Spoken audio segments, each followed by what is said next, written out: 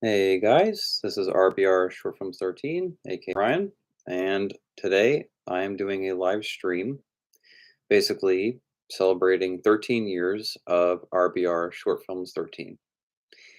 And I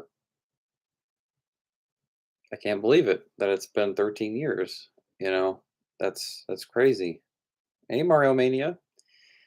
So this could be like an hour, 2 hour live stream. It's not gonna be like super long, but I feel like I needed to. I didn't want to make like a random video. I really did want to uh, do some live stream, do something cool.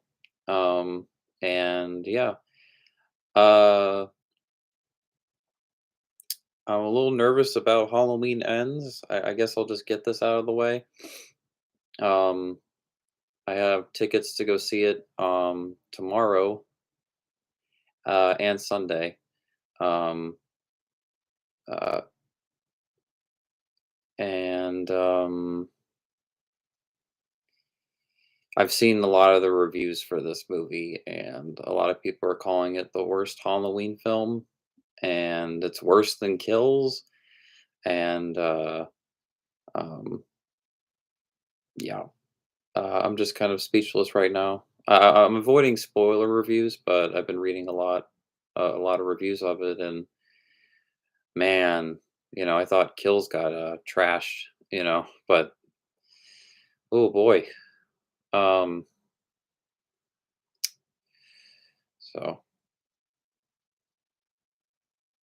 But you know what I noticed? Any Halloween film, when they try to do something entirely different, like Season of the Witch, uh, or Curse of Michael Myers, or Rob Zombie's Halloween films, especially Rob Zombie's H2, uh, it's those Halloween films that are, that are different that get a lot of bad reviews, or it doesn't get the love like the original or Halloween 2 or Halloween 4, or H2O, or Halloween 2018. Um, Whenever a Halloween movie does something entirely different, it's going to get very mixed response. So, um, yeah, I haven't watched I haven't watched the movie. I was tempted last night on Peacock. I'll admit I kind of watched the first few minutes of it. I had to, and just by the opening, I'm very concerned about the movie. I was watching. I'm like, what is this? I'm like, what is going on here? Anyway, yeah, so I'm gonna see it tomorrow on the big screen. I'm seeing it in IMAX, which is exciting. And I wanted to see Halloween Kills in IMAX so bad. Um, but because of the pandemic, it wasn't. I literally looked for any movie theater that was playing Kills in IMAX. But um, this will be my first Halloween film to see in IMAX, and I think for everybody because there has never been a Halloween movie in IMAX. And this is quite a different kind of Halloween movie, for IMAX screens. I always wanted to see the original film in IMAX, like a restoration of the original movie, fully restored, and we just see it in that IMAX. Uh, I hope they do that one day with the original film. Uh, but yeah, I'm very tempted to watch, the whole movie on Peacock, but that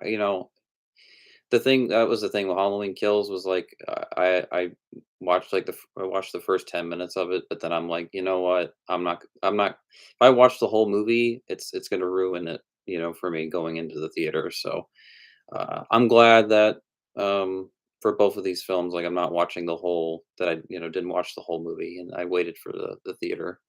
But like sometimes YouTube will post like the first 10 minutes of a movie or something like that. So I feel like what's the big deal of watching the first 10 minutes of a movie, And then I kind of stop it there. But wow. I am a little concerned for the movie. Um but that's only the first like 10 minutes of it, so I can't really judge the film. Um, and um, I will say though, I really that might be my favorite intro to any of the Halloween movies. Like in terms of the opening credits, the season of the witch credits.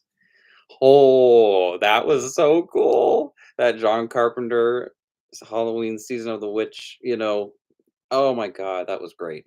Um, uh, so yeah, uh, but yeah, that's all I've seen is anything like anything after that opening title credits. I haven't watched yet, but it's that was cool. It was very different kind of opening credits from the last two movies because it's just a pumpkin and it's very reminiscent to the original and Halloween 2, and this was very like had a little season of the witch kind of vibes to it.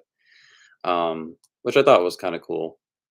But I'm gonna see it twice in the theater and then I'll probably watch it on Peacock. I really hope that I end up really liking this movie or that I just like it. I hope that it's not a letdown. In fact, I have a poster of it that I'm gonna be putting in the back of my wall. In fact, I will show it to you guys right now. I'm gonna go grab it real quick. Hold on, because this is really cool. I got this poster when at my movie premiere of the Devil Servants, and I will talk more about that when I get back. So I'm just gonna grab that real quick. Okay.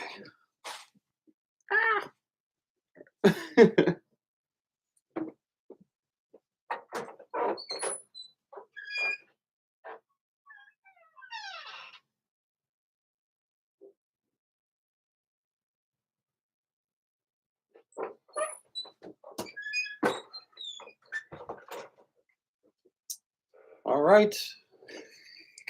You guys aren't gonna believe what this is. All right.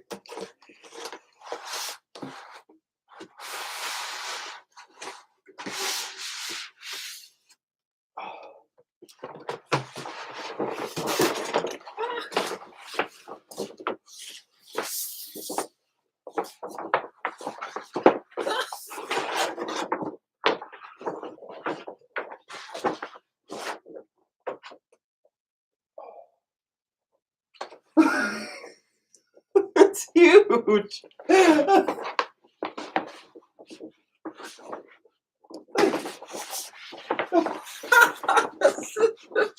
I've never had a poster this huge in my life. Oh my god. So, no.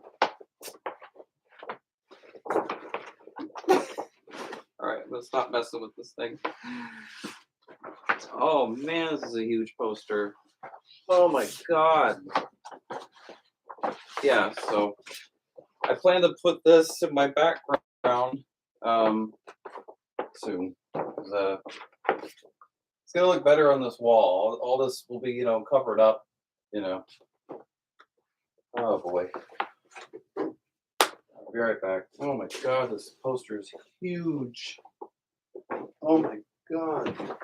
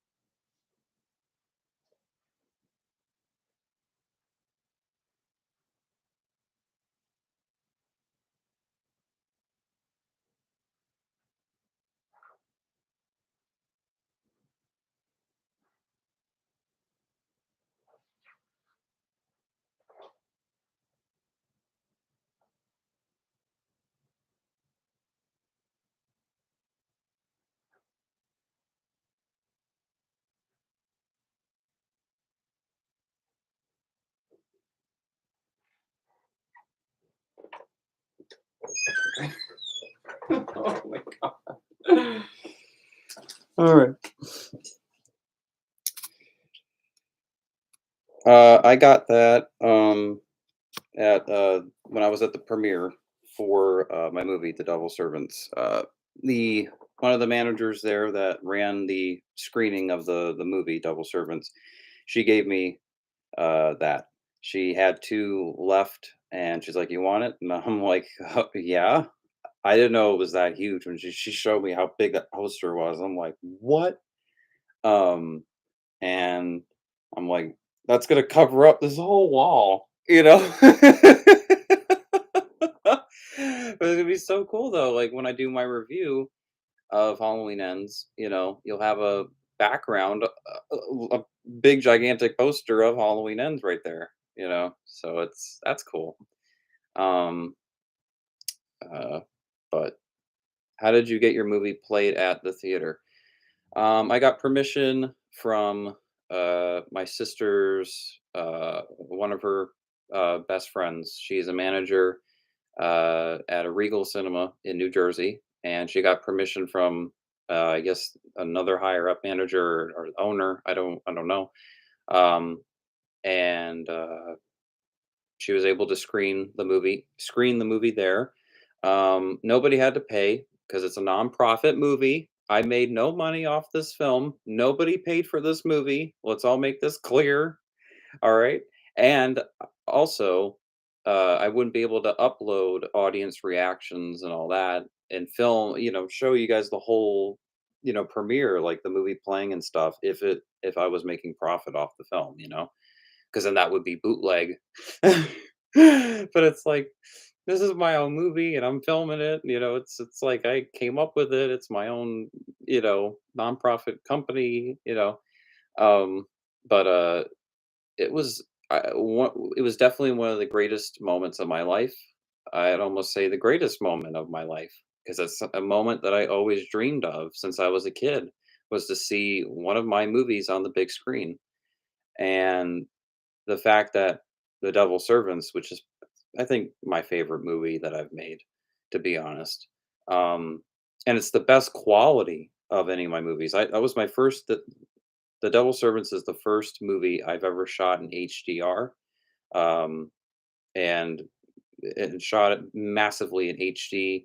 Like two cameras were 4K, the iPhone 13, and then you had the Osmo, 4K cameras, and then the Canon cameras were 1080p, like the found footage parts. So um, it was. I wanted to make sure this movie looked really good, and I wanted it to sound really good, especially when I was told that it could be played at the theater. Um, I wanted to make sure that it was movie was prepared for the theater. And I just couldn't believe it being in that theater and seeing all the actors. There were some people there that weren't in the movie, and that's what gave me that vibe that I was like just in the movie theater watching, a horror movie in October.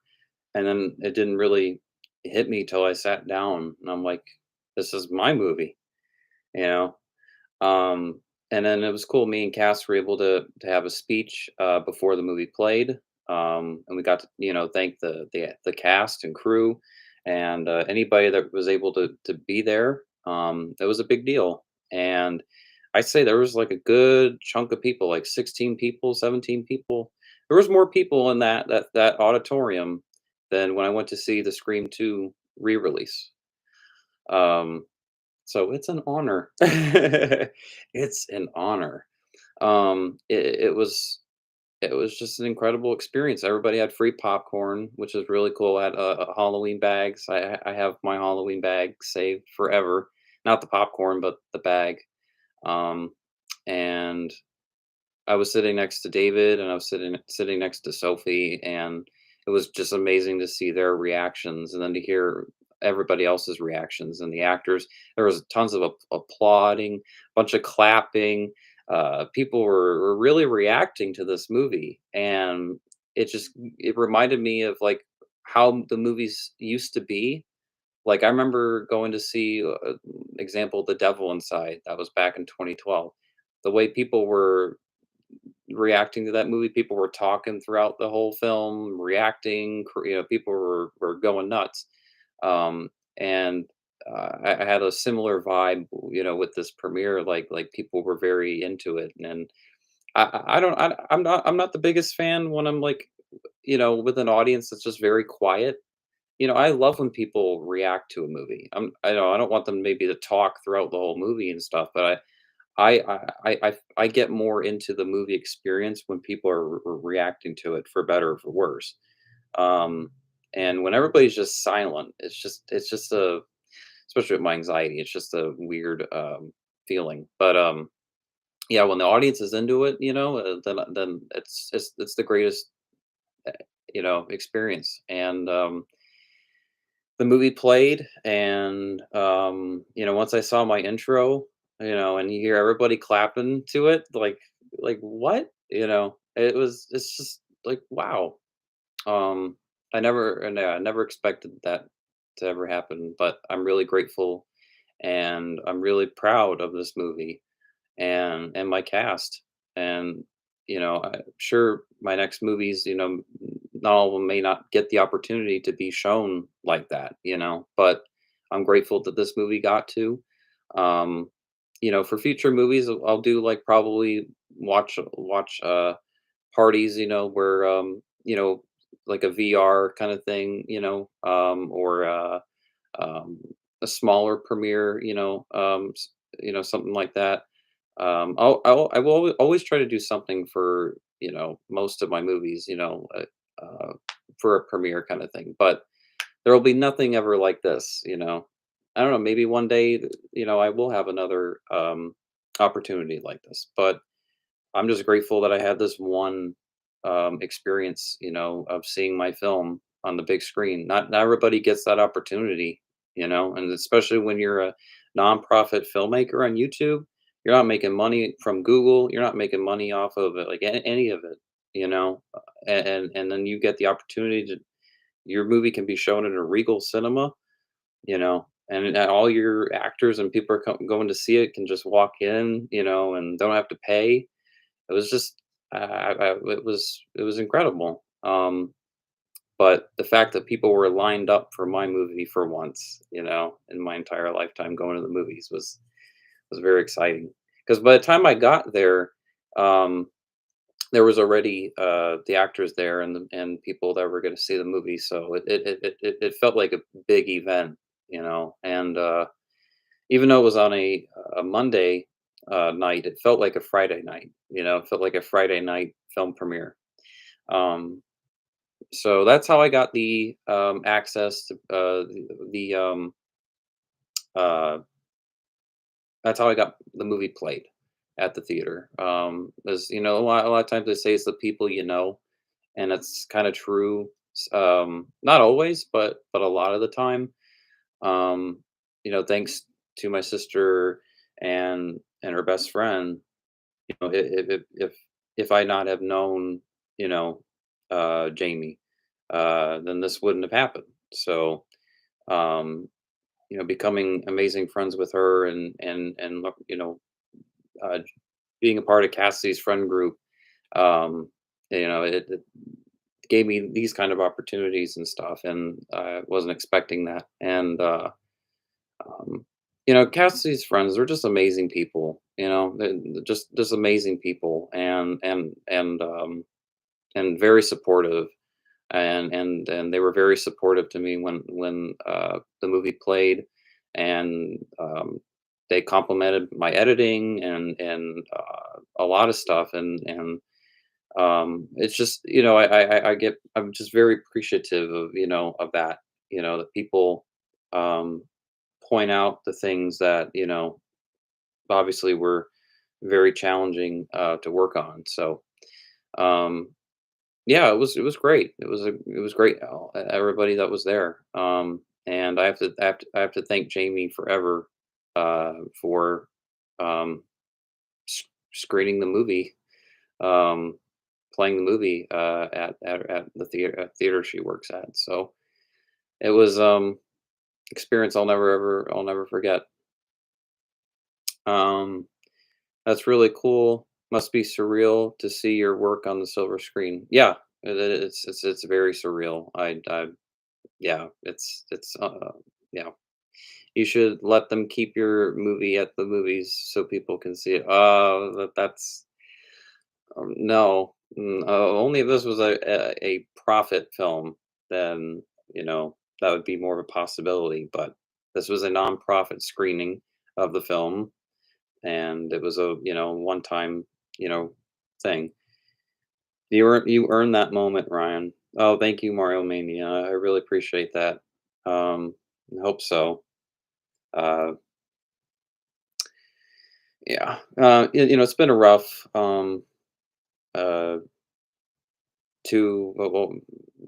yeah, rough 2 years, and this was just a really really powerful moment for me. Like, hey, Ryan, all the stuff that you went through during those 2 years, like, you know, here you go. Here's your movie on the big screen. People can watch it. Kind of, I just felt that way. Like, finally, something really, really good happened in my life like that, in a long time. And of course, also just being able to film these movies and get them made. But you wonder sometimes, like, what did I do to deserve my movie to be on the big screen? But um, it was a different experience, watching one of my films on the big screen than watching it at home. I'm so used to watching my movies, just on a computer or on a phone or a TV. I have gotten the theater experience on my Oculus, on my VR. I have watched some of my movies in like that VR experience, and be able to get that.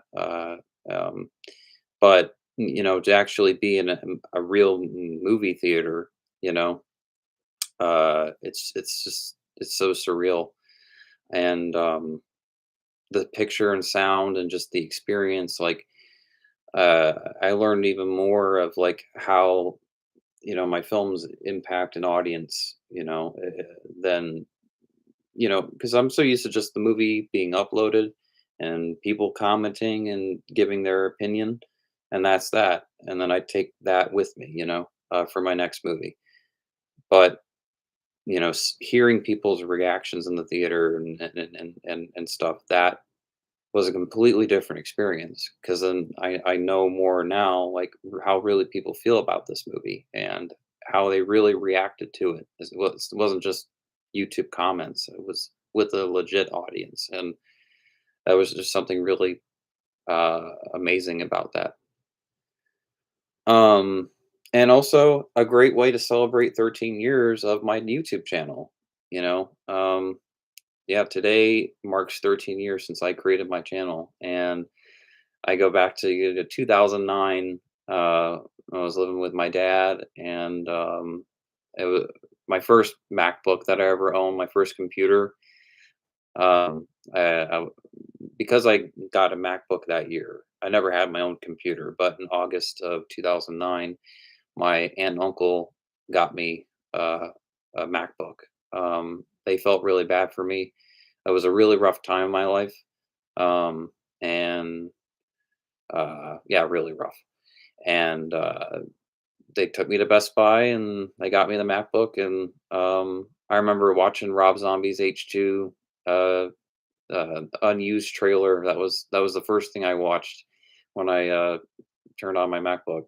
And yeah, it was. And then I was able to go to HalloweenMovies.com and go to all these sites, and it was exciting. And I gave myself a good 2 months to think about what am I going to do with YouTube, because I wanted to create a YouTube channel. I finally had the opportunity to do, uh, I was to make movies, to make short films. Uh, oh, sorry, it's a bug. Sorry. I finally had the opportunity. I had this 2006 camcorder that I had since 2008, and it was a JVC camcorder. It looked pretty good for its time, um, and I think it was more so the format that I exported the movie of, like, November 1st, November 2nd. uh, of of how it looked. Like, I think if I would have edited those movies, like, back then, like, in Final Cut, or Sony Vegas, it would have looked and sounded better, 'cause that was a good camera. It's just I think 'cause I exported it to, like, 480p iMovie, that kind of format in 2009 with, like, the black bars on the side here, you know? It just didn't look, uh, great by any means, but I was really happy that I was able to make films, finally, short films, and that was something I always wanted to do, was be a filmmaker. I loved writing. I loved to write. I would write all the time growing up. I had all these movie ideas, and when YouTube came around, and that became a platform available for me to be able to make films. Um, it was exciting. It was really exciting, and I created this channel on October 14th, 2009, and I remember my first video. You can go back to my uh, earlier videos. It's in the 2009 playlist, but that video is in there where it's RBR Short Films 13 introduction, and it's me at 14 years old, talking with my voice. Hey guys, this is RBR Short Films 13, and I'll make short films, unboxing videos. You guys want me to make reaction videos? It's funny when when I look back at that, and I see how far I've come as a filmmaker. Um, and when I first started making short films, uh, I didn't know how to handle the stress, the pressure. In the very beginning, I wasn't necessarily the nicest person to be around on set. Um, but once, like, 2012 came along, and I started working on the Insane films, that's when I got better as a director. When I was I was able to talk to people better, and I had a lot more patience. So it took me 3 years as a director, uh, to um, to be patient with my films, a lot more patient than I originally was. Um, and yeah, just as the years progressed, I felt like I learned how to be patient in the filming process of the the movies, because it's not going to happen overnight, and you have to be very patient as a director, very patient, because yeah, not everything happens super super quick. So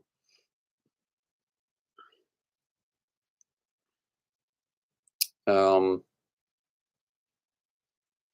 so November 1st of 2009 was the first movie I ever made, was Halloween November 1st, and I filmed that on November 1st.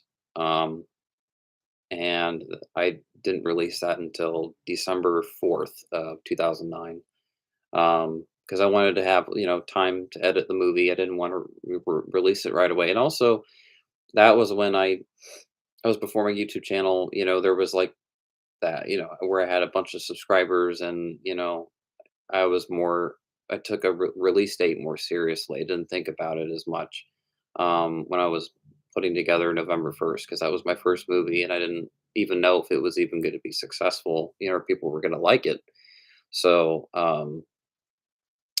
when it went on YouTube on December 4th, 2009, I was blown away by the responses. I got a lot of responses, and I was surprised because I didn't expect that. And I think a lot of us YouTubers, we don't expect that, when our channel just kind of, you know, it's here and then it goes there, It's just kind of it happens in a blink of an eye. And people wanted a second movie right away, and I went ahead and started filming November 2nd, Halloween November 2nd, immediately after November 1st came out. About 3 weeks after the movie came out, I started filming November 2nd, and I wrote the script in like 3 days. Um, and it was really rushed. Um, Script, but I had more passion for that project than I did for November 1st. Because November 1st was just a fun movie to. It was just kind of like filming whatever. It's like, oh, Michael Myers, a fan film. I wasn't thinking about like so many technical things. And November 2nd was a film where I finally filmed my movies with a tripod. I wanted to film November 2nd where every single shot of that movie was still. Because November 1st was this whole shaky cam experience when you watch that first movie. The second movie, I didn't want that for the second film. In fact, I look back at the first movie and I'm not happy with the way that movie was shot. Um, but the second movie, I was like, you know what? I'm gonna do something different with this. It's gonna be filmed, still on a tripod. I wanted to have it be set like in the snow. You never see Michael Myers in the snow, so I wanted to do something cool like that, and it was a lot of fun. I was going through a lot of dark challenges, like, mentally inside at the time, like, I was really battling depression then, really bad, uh, and November 2nd was a very heavy film, and, at least, like, the more so, like, how the script was written, and then I put myself in a really dark state when directing that film because I wanted it to be a darker movie, but, it was not good on my mental health at the time, um, but, I got the movie finished and people loved it. And after that, it was like, all right, now I'm gonna make The Haunting of a Ghostface. Um, it was really impressive debut fan film. Oh, thank you, thank you. Some people do like November 1st, which I appreciate, and then some people hate that movie. Just fine. It's my first. That was my first, short film. You know, um, and so then now here we go, Jester. I filmed Jester in April of 2011. May of 2011, and it was really right after I released The Haunting of a Ghostface. Now, The Haunting of a Ghostface, I'd almost say, was the hardest movie to make out of all my movies to this day. Haunting of a Ghostface was a nightmare. um, and it was just, yeah, it was just a really hard movie to make, and yeah, it was just not fun. That movie, I have a lot of bad memories with that movie. Um, I have some good memories though to it though. Like there are some good memories though, and I do hold on to those. But it was a very challenging movie, and I was happy when it was done. And Jester, basically, the reason why I made that film was there was a competition when the movie Super 8 was coming out. I don't know if you guys remember that film Super 8, but there was some sort of fan competition where you could like submit your own short film, and if you won, you'd win a prize, and then and the movie would premiere in theaters before the movie would play Super 8. So your short film would be shown to everybody before the movie would play, and I was like, oh my god! So I decided to make Jester a 3 minute, little short film, original short film, and it was my first like original short film because before that it was all fan films, and so it was definitely doing something different, but it was fun. I didn't win, and after that I was like, well, what do I do with this movie now? So then I decided to put it on YouTube, and people liked it, and I was happy about that. Um, and then just I think few weeks after the first Jester movie, I decided to make the second one. And originally, Jester was going to be 7 movies. Like I planned for that to be like a gigantic like web series or like a long short film series. I wanted it to be a long series, especially that it was my own original content. And I thought if I was going to make a bunch of sequels of the Jester movies, it would keep me away from making fan films and doing more so my own thing. Um, but uh, it just everything changed in my life after uh, 2011. So um, it just wasn't a possibility after Jester Returns. It just I tried to make the third film, Jester's Revenge, and plenty of other Jester movies, but it just wasn't possible. Um, and there just came a point where I just no longer had the uh, motivation to make another Jester movie. Um, if I wasn't going to have that original cast, the actors from first two movies, I just wanted to leave it alone. Um, will I do a reboot of Jester one day? I don't know. I don't think so, but who knows? But Jester Returns was filmed in that summer of 2011. At the same time, I was filming Revenge of a Ghostface, and then I was also filming Halloween November 3rd that summer of 2011. Now that was intense. And then one of the actors quit Halloween November 3rd, and I didn't know what to do with that project after that. And I tried to still make it possible, but it just didn't work out. And I was working on the Revenge of a Ghostface at the time, and I was working on uh, Jester Returns at the time. So it was a lot of it was a lot. Um, and I canceled November 3rd, and I just was like, I don't think this movie works. So that fall, I released Jester Returns.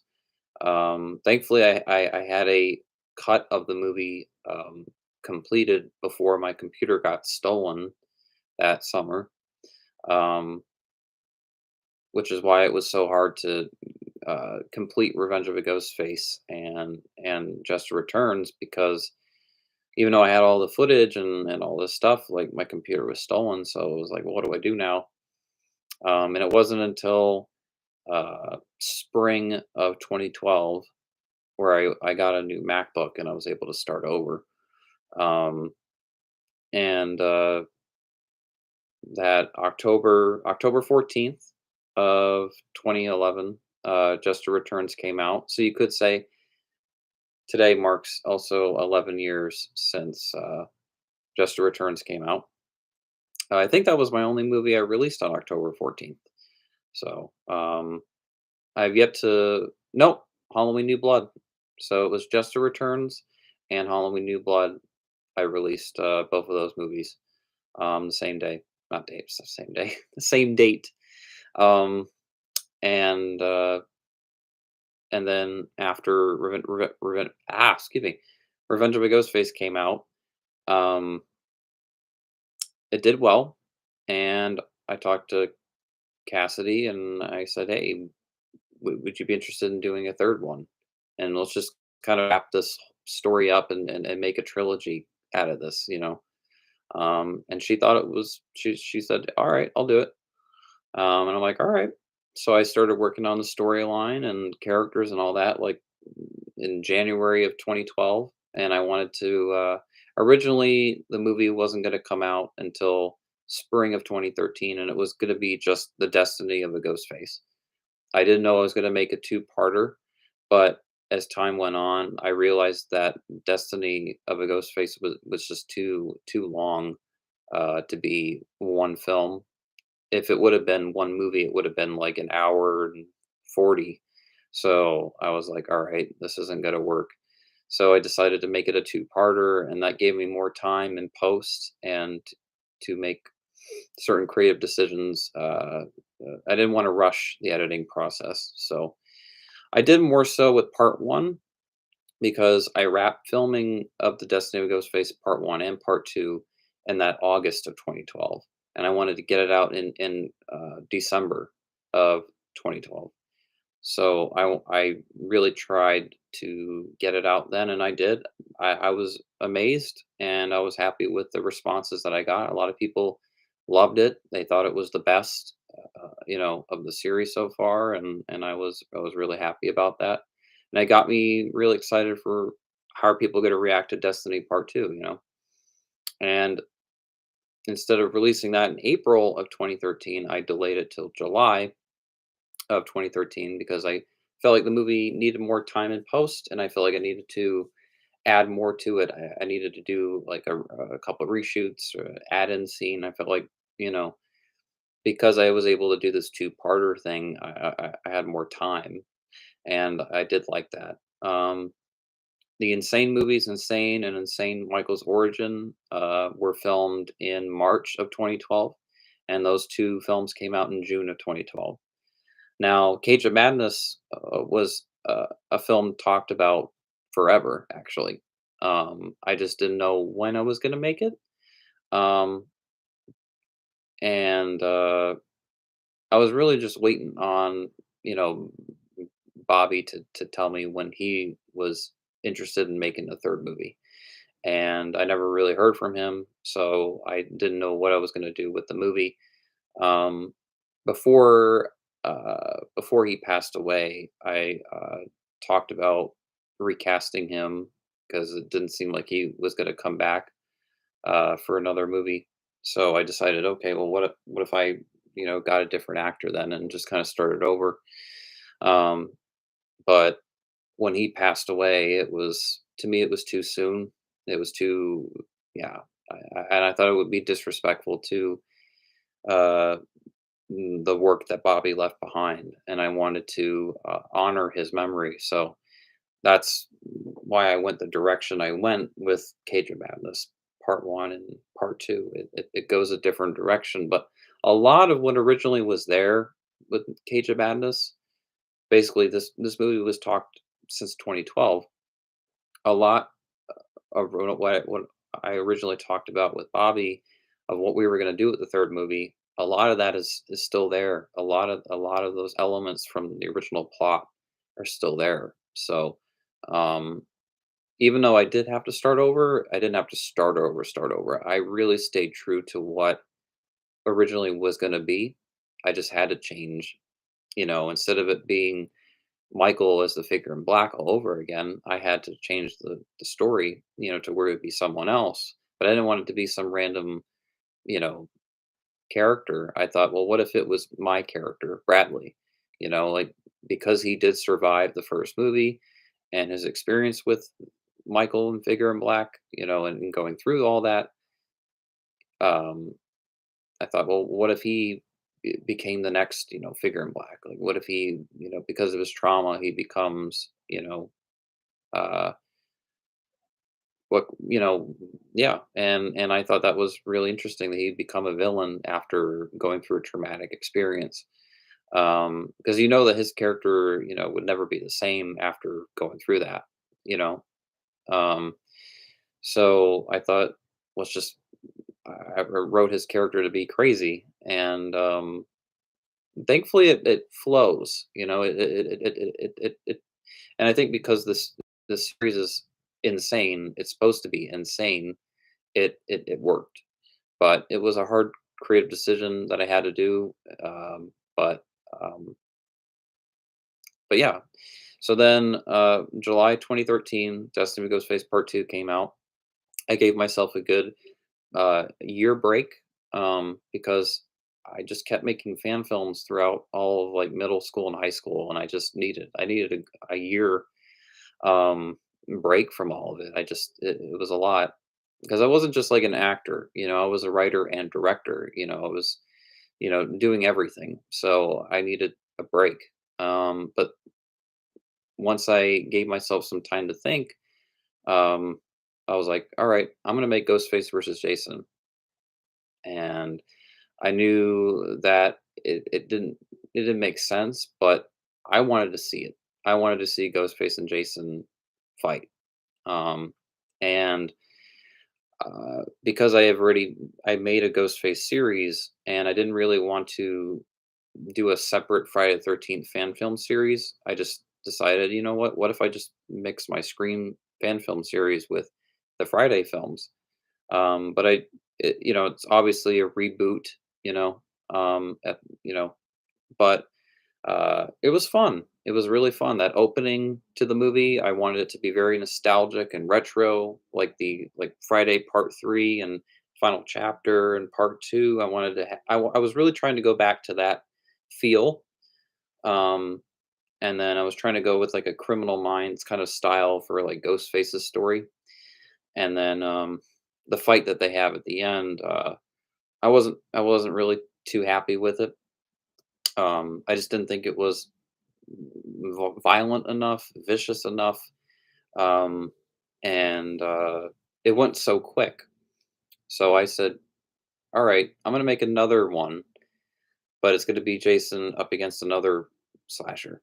But I'm going to change the ending of Ghostface versus Jason and give them entirely new face off, a new fight, a new battle."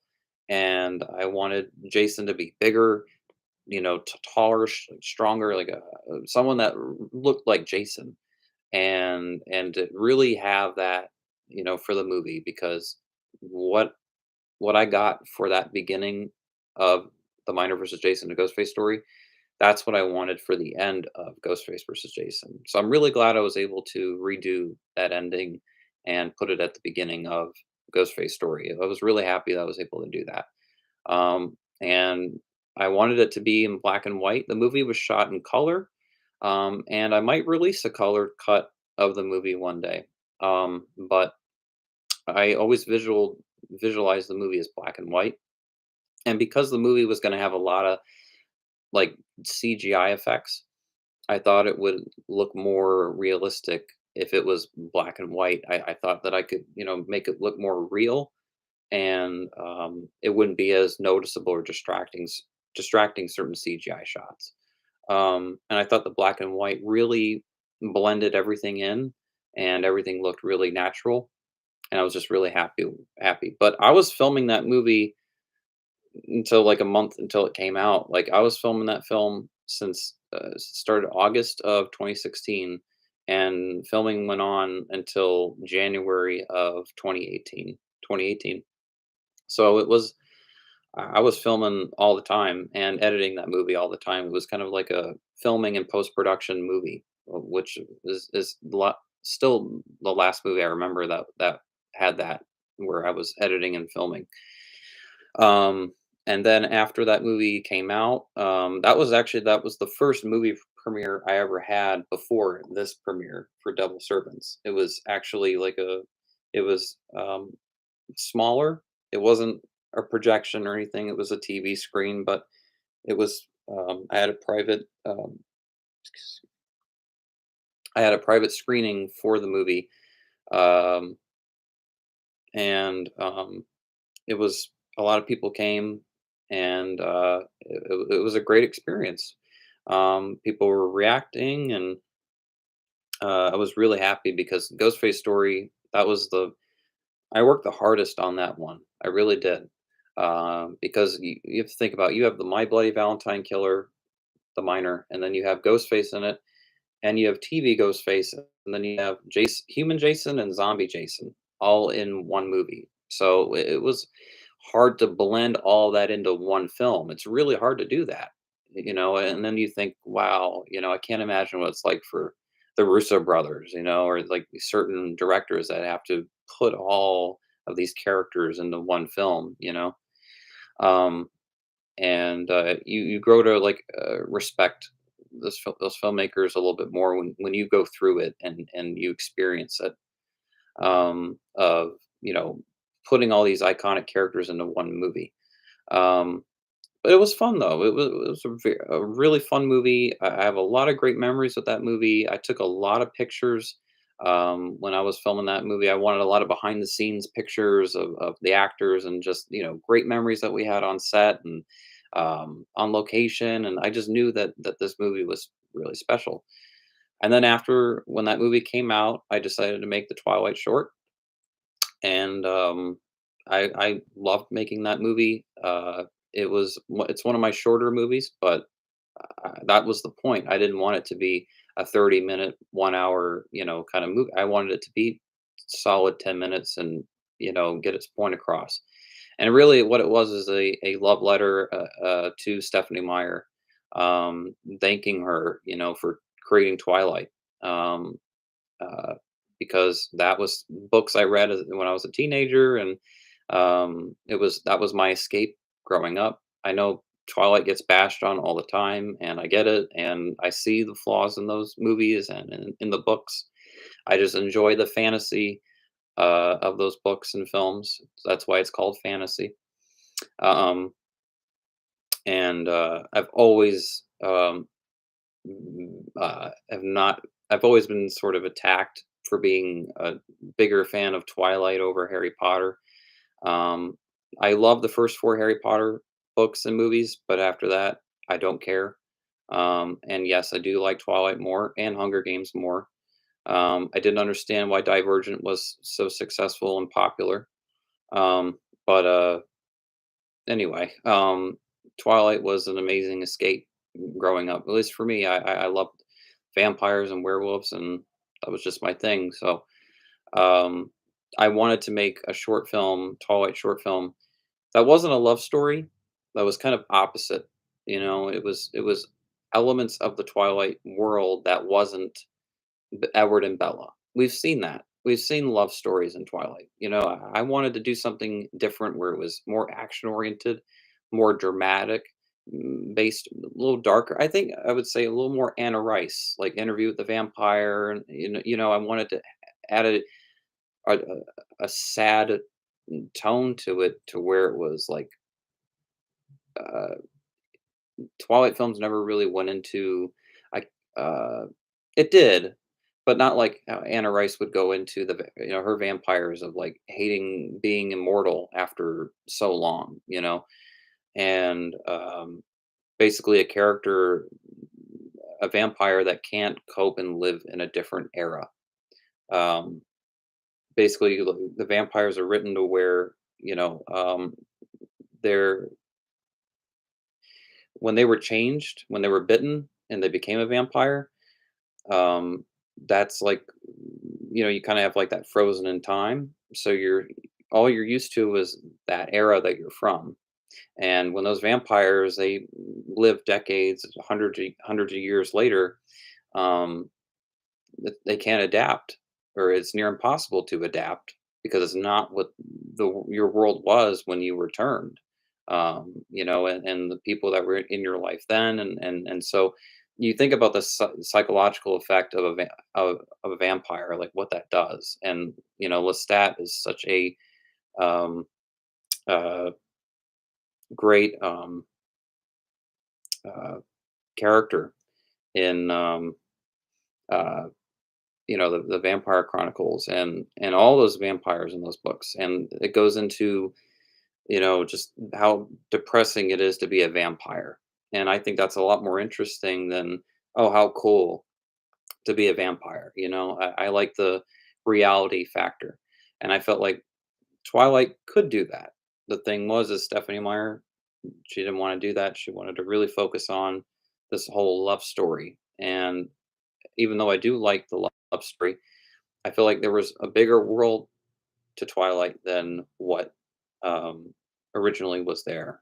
And I wanted to do my own thing, but I still wanted it to be Twilight. And it's a very successful fan film on YouTube, to the point where Hollywood contacted me, and there will be parts of footage of that Twilight short in a Twilight documentary that's coming out at some point. They haven't gotten back to me for like a year, but it's like some documentary podcast thing that they're doing, and footage of my short film is going to be in it. So I'm excited for that. Um, and then I started working on The Double Servants before I even started editing the Twilight short. I filmed that movie in May of 2018. I will say the filming experience process for the first Devil Servant movie was a lot more smooth, and it went a lot better than the second film. And I think mainly that was due because we weren't living in a pandemic in 2018. A pandemic didn't even happen yet. Our world was completely different than how it is now. Our world changed, you know, overnight. And um, uh, the first movie, it was incredible. It was filmed all in three days. I had to go back for some add-in scenes, and stuff like that. But it wasn't like a lot I had to go back for. It was a fun summer post production experience.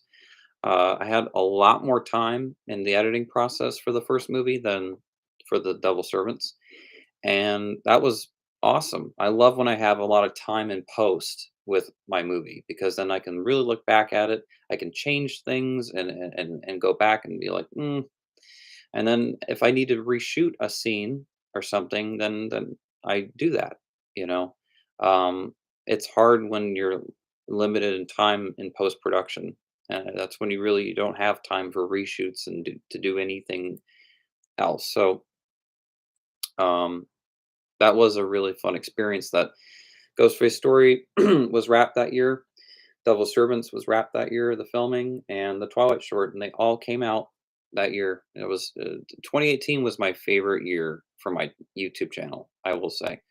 Um, I think aside from 2011 or 2012, I think it was 2011, 2012, and 2018 that were my biggest years for my YouTube channel. Um, and I started working on the script for Halloween New Blood. Right after I was done with The Devil Servant, I started working on the script for The Devil Servants and Insane Cajun Madness at the same time. But when Halloween 2018 was coming out, I said, you know what? I'm going to make one more Halloween fan film. I want to do it.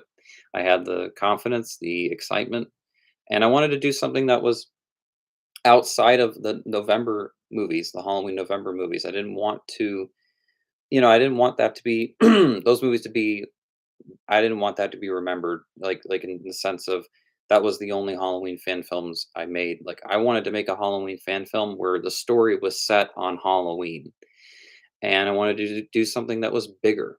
And I thought, well, how cool would it be if I did a direct sequel to Halloween 2018? Because I knew wherever they were going to go after Halloween 2018, and I started writing Halloween New Blood before even Halloween 2018 came out. But I wanted Halloween New Blood to be um, as if the Curse of Thorn would have been like, reintroduced in the series, in this new timeline. I wanted to do that. And I felt like that's what the series should have done. Um, Originally, what I thought what they were going to do after Halloween 2018 was that Halloween Kills and Ends were going to take place the same night, not Halloween 2018 and Halloween Kills. So I thought that Halloween Kills was going to take place like a year later, and Kills and Ends was going to be set the same night, and it was going to be a year later in Haddonfield, and yeah, but they obviously went a different direction. I mean, they went different directions like three times in a row. Originally, it was just Halloween 2018, and then it was no, we're going to do two more movies, and then it was all three of them are going to be set on the same night. Which you know what, they all should have been set on the same night. Um, anyway, though, and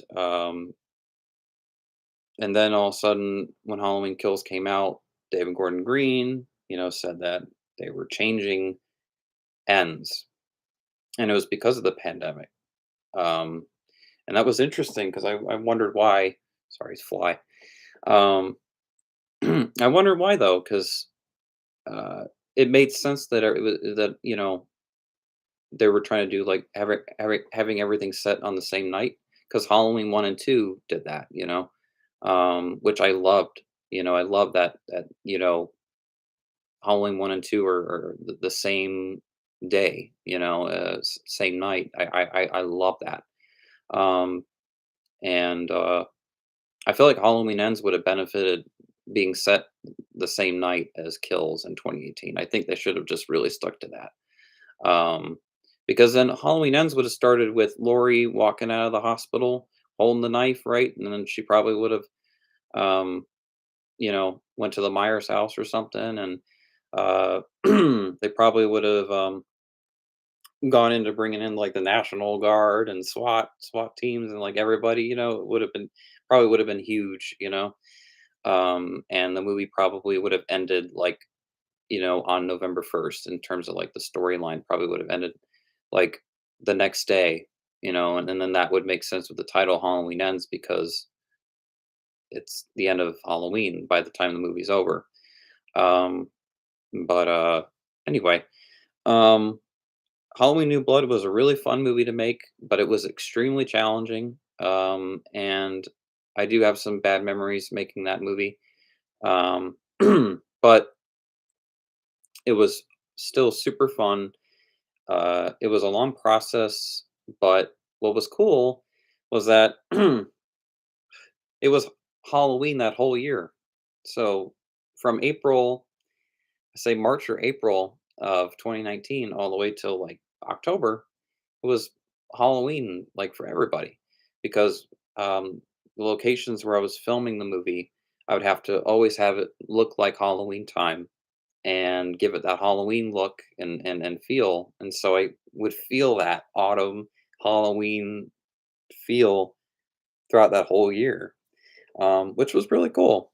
Um, because a lot of people's favorite holiday is Halloween, and if you get the opportunity to experience Halloween all year, it's so cool. Um, there's nothing quite like it. Because Halloween doesn't get tiring. It doesn't get old. It doesn't get exhausting. It's a fun holiday, and it really got me into that creative mind zone. Now, Halloween New Blood was the first movie I ever co-directed, where I didn't fully direct the movie. My sister was the other director, and I said to her, "Hey, look at what the Coen brothers do and the Russo brothers," and I'm like, "Well, let's be that, let's be that for Halloween." And that's how we kind of went into it. Was like two people bringing this to life and doing something really really cool with it. And I think a Halloween movie would be really good with two directors. I don't think that would necessarily be a bad idea, to be honest. Really, like I truly have loved what David Gordon Green has done with the last two Halloween films. But I would love for a Halloween movie to be directed by two directors. I think that would be really cool. Um, and it'd be different. Like Scream 5 and Scream 6 are directed by two directors. I don't think necessarily it's a bad idea. Um, wow, that's neat. Let us know when that Twilight documentary comes out. I will. Once I hear about it, then I'll definitely let you guys know. Halloween New Blood is still a favorite of mine. Yeah, that's a lot of people's favorite to this day is Halloween New Blood, and I understand because it's fun. It's a fun movie. It's scary. In fact, I think Halloween New Blood is scarier than Halloween 2018. My opinion, at least that third act. When like the lights go out and you know uh it's scary. When Michael Myers is like, he has the ghost sheet over him, and he's sitting on the chair, and she takes off the glasses, and she's like, she thinks it's her friend. She's like, "Come on, Cass," and she takes the ghost sheet off of him, and it's him, and you have like these flickering, flashing lights, kind of like the original. I really wanted it to be simplistic, like the original movie, and do the less is more, and I wanted the coloring of the color grading to look like the original. I didn't want it to have these random colors. I wanted the daytime scenes to have an orange. You know, I did a lot of teal and orange. Basically, is what I was trying to go for. That look was very warm in the day, very fall, and then at night very cold and blue. And that's I also felt like Halloween 2018 was missing that kind of cinematography. Um, Halloween Kills was a lot more on that level of how a Halloween movie should look, like especially that flashback, the flashback opening. Um,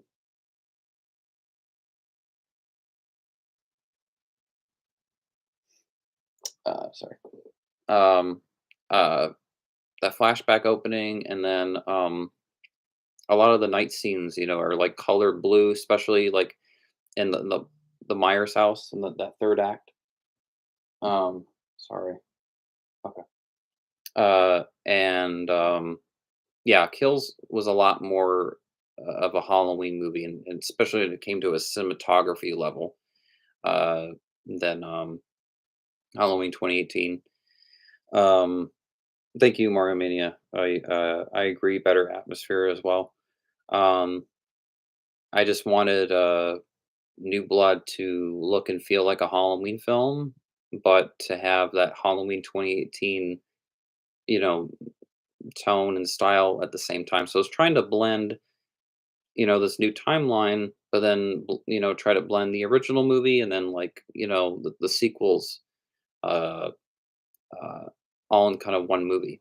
Um, More so, what I thought what they were going to do, with the franchise. But I love Halloween Kills, so it is what it is. But Halloween New Blood was it was relieving when that came out, and Halloween November 4th came out just a month before uh, Halloween New Blood because I wanted to wrap up the Halloween November series because that November 1st was the first movie I ever made on my YouTube channel, and then once Halloween New Blood came out, I was really happy with it, but I was ready to just go ahead and start filming Insane, Cage of Madness, and The Devil Servants, and I started filming Cage of Madness, but then the pandemic happened, and I had to postpone filming for everything.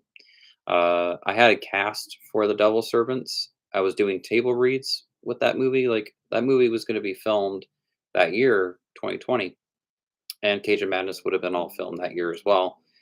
Um, so both of those movies would have already been out already, but I was able to at least release Cage of Madness Part One in November of 2020. But then it's funny in the credits, it says Part Two is coming out spring of 2022 because I thought by that point, it, you know, but no. So now it's going to be spring of next year, uh, and then the supercut will be the summer, which will be part one and part two as one movie. Now, during lockdown, I was able to film a couple scenes for the Devil Servants, especially that dream scene with Andrew and Matthew. That was filmed during quarantine. So, but yeah, that was a fun scene to film, and to just kind of like test, what would it be like to play Andrew. But really, the movie didn't film until April of 2022, and I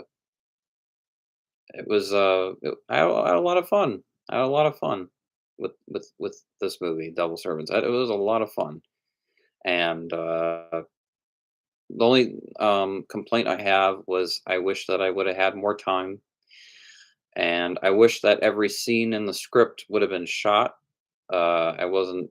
I wasn't sadly wasn't able to film every single scene. I tried, but it's really hard to get everything you want low budget, like nonprofit. It's very challenging. But I was amazed that the movie was like a half hour. When I was in post production with the movie, when I was putting it together, it was like 30 something minutes, and I'm like, wow, this movie's a lot longer than I thought it was going to be. I thought it was going to be like 18, 19 minutes. I didn't expect it to be a half hour. Um, but I guess that happens when you're editing a movie. Sometimes you don't realize how long the movie is, and that's why there's deleted scenes and stuff for films because, sometimes you don't know the length of what the movie is going to be until, you put it together. And then you notice things that need to cut from the movie, things that don't work anymore. Uh, and, but I would have loved to have been able to film the 5, 6 scenes that weren't able to be shot that were in the script. That would have added a lot to the movie, I think. Um, but I'm still very happy with it. And now we got Cajun Madness Part Two. I'm filming that movie right now. I'm working with a great cast.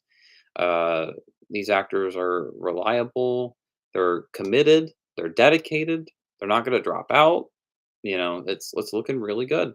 Um, I originally was going to film Cajun Madness Part Two um, a little sooner, but and I also had table reads for the movie, like Zoom meetings and all that. But actors dropped out like literally the day that I was filming the movie. Like it just went to hell, pretty much. Um, and that's when I was like, this movie's never gonna be made. Like I'm like, I don't know what's gonna happen anymore. And then um, my mom said, "Hey, I got three actors for you." I said, "Oh, okay." And I didn't get to meet these actors before filming, so I literally showed up on set on location and started filming the movie with them, and I didn't even really know who these people were. Um, so it was very stressful, or I had a lot of anxiety because I didn't know them, and it's like I have to direct them to be this character, and yet I never even knew what this actor looked like, or their personality. So it was just intense. And then of course it rained when we were filming, so we were supposed to get a lot more scenes done that day, but it rained, so we all had to stop filming. Literally though, we got a big scene done right before it started raining though, which was cool. But wow. Um but it's been a very fun process, this movie, Cajun Madness Part Two. I think what's is that I was still making The Devil Servants at the time I was filming Cajun Madness Part Two. Now that The Devil Servants is out there on YouTube, I had my premiere. I finally can focus on Cajun Madness and just get focus on getting that done, getting this made, and I don't have to think about, the Devil Servants anymore. There is something coming out on Halloween called The Devil Servants VR.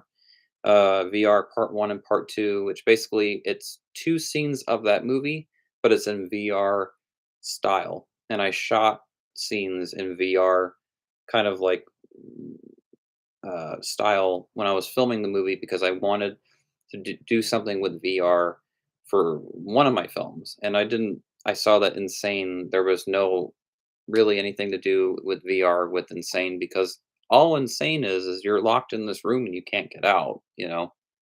So I wonder, like, what do you do in VR, you know, with that?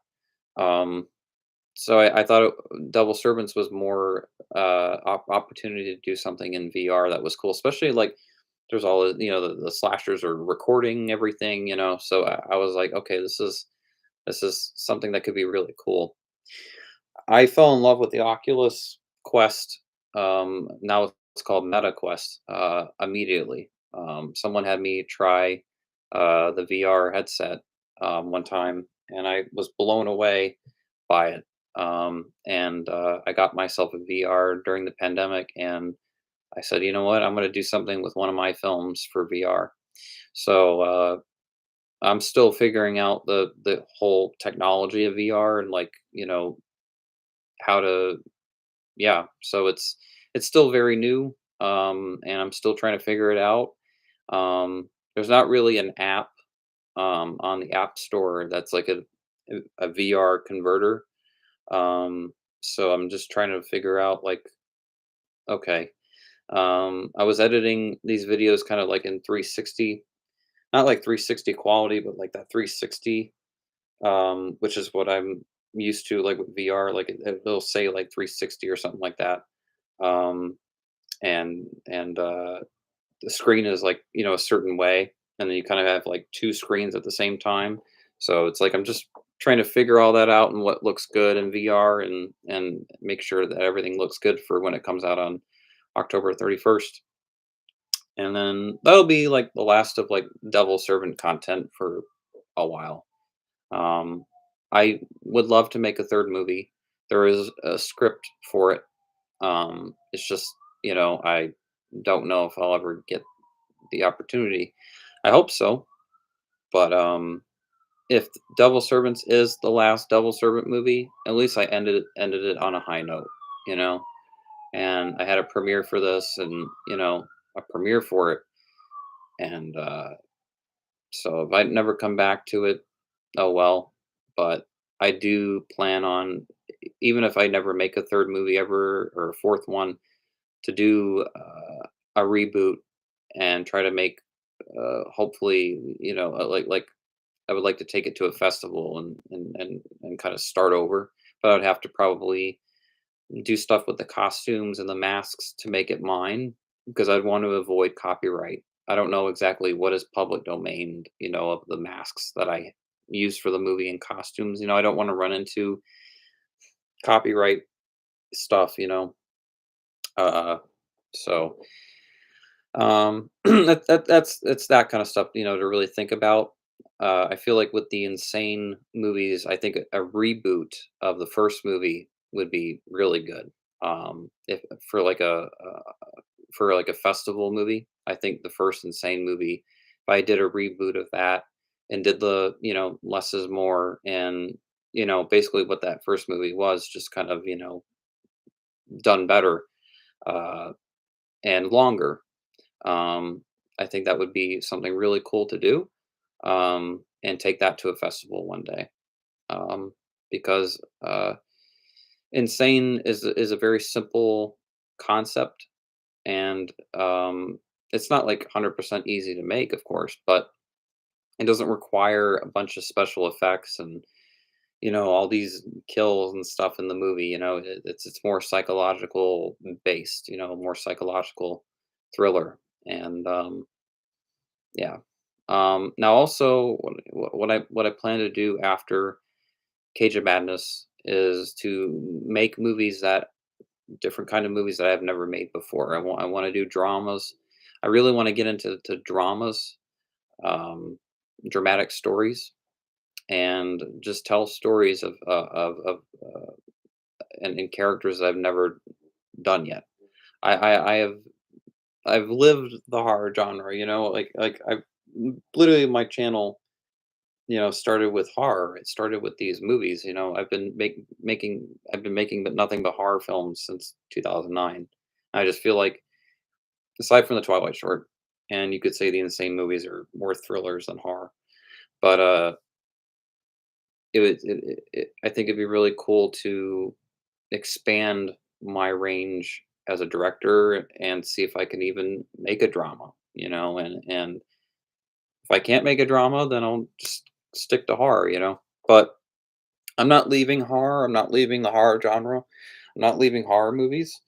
Um, but I feel like it's time after Cage of Madness to kind of do something new and do something that I've never done before.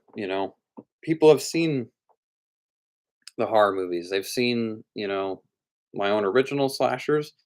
They've seen, slashers that I've made, the fan films of, like me, making a Michael Myers movie, or Ghostface, or Jason, or I mean, it's I'm really happy with what I've done with my channel, and I do plan to make new Ghostface, which is basically like new Nightmare but for Scream, um, and it's basically like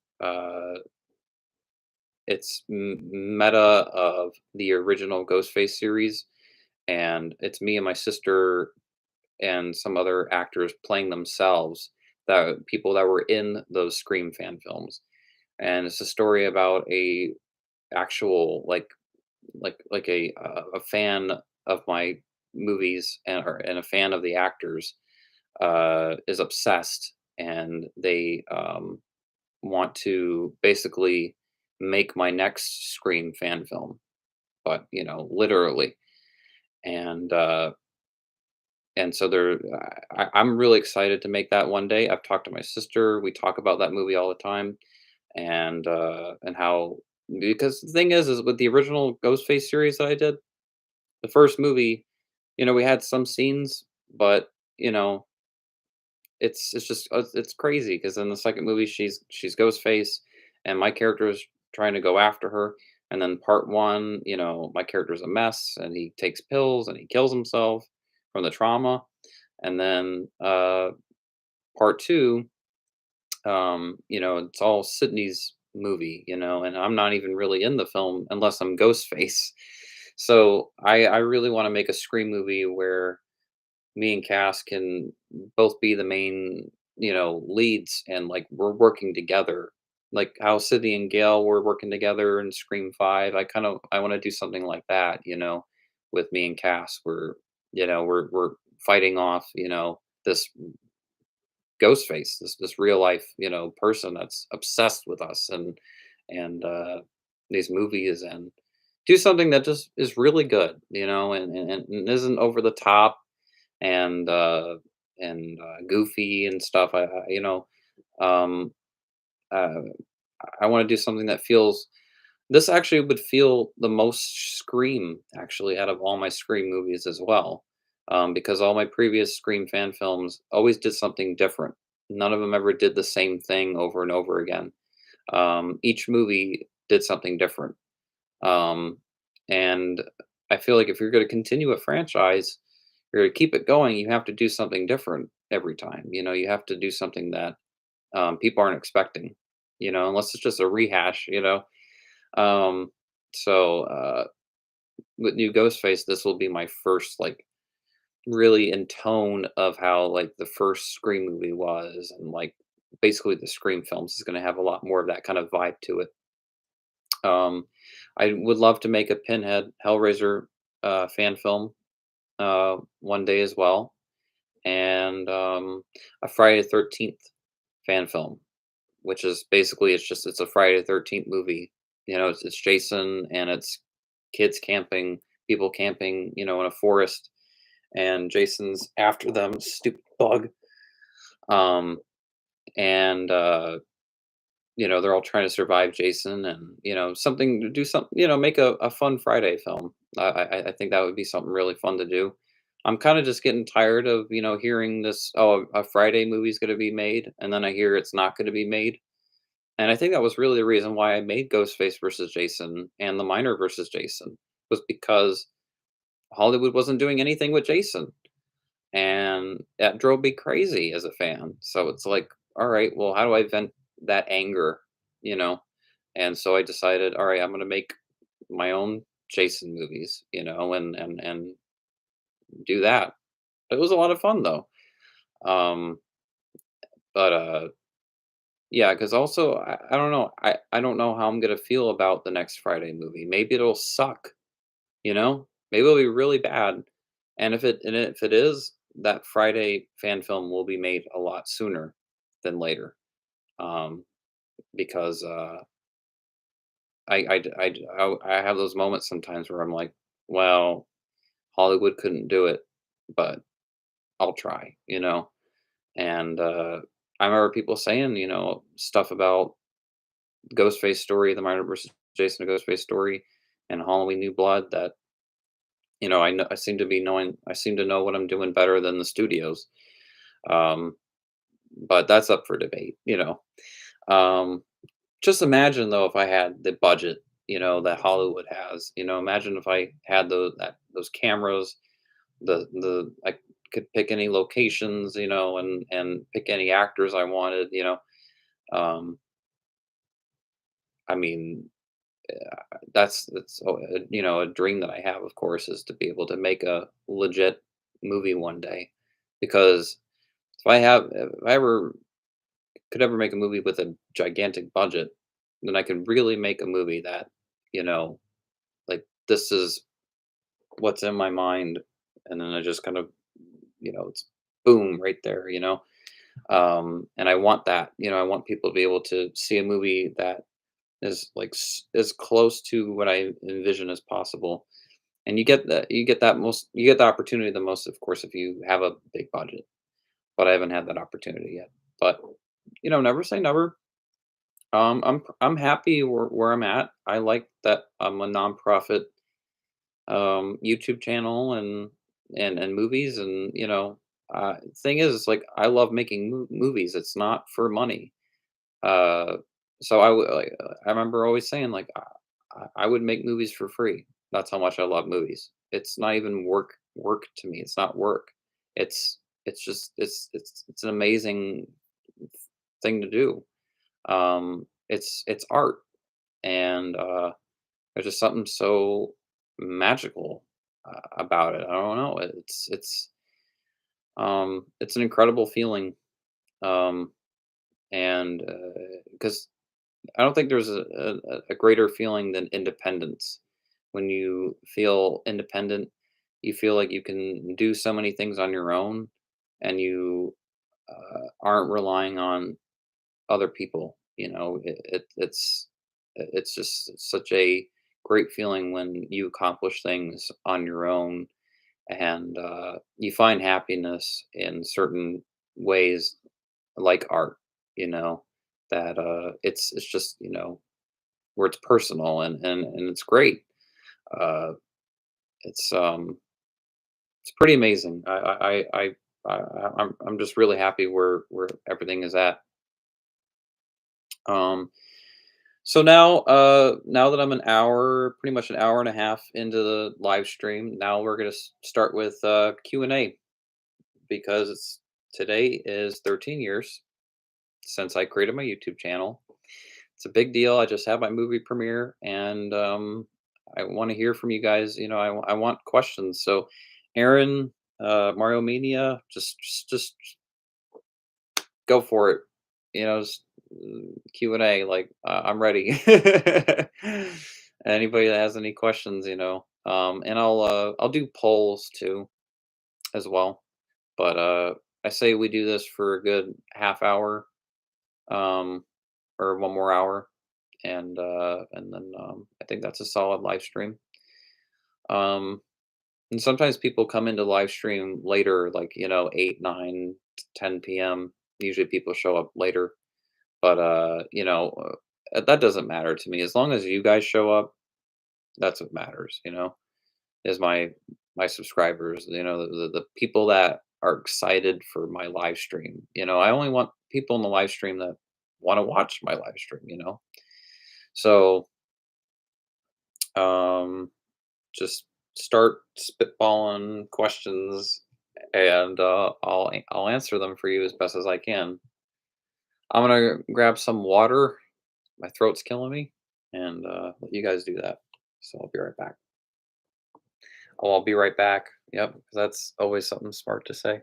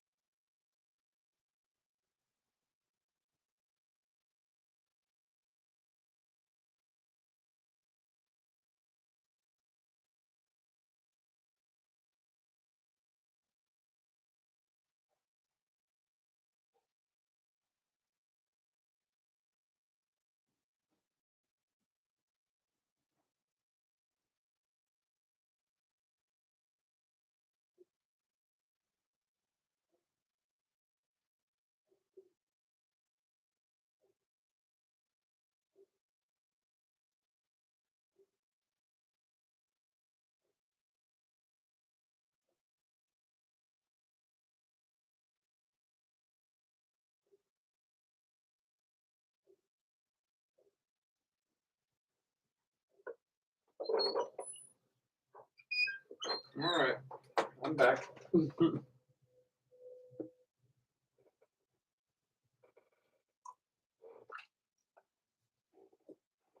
Okay.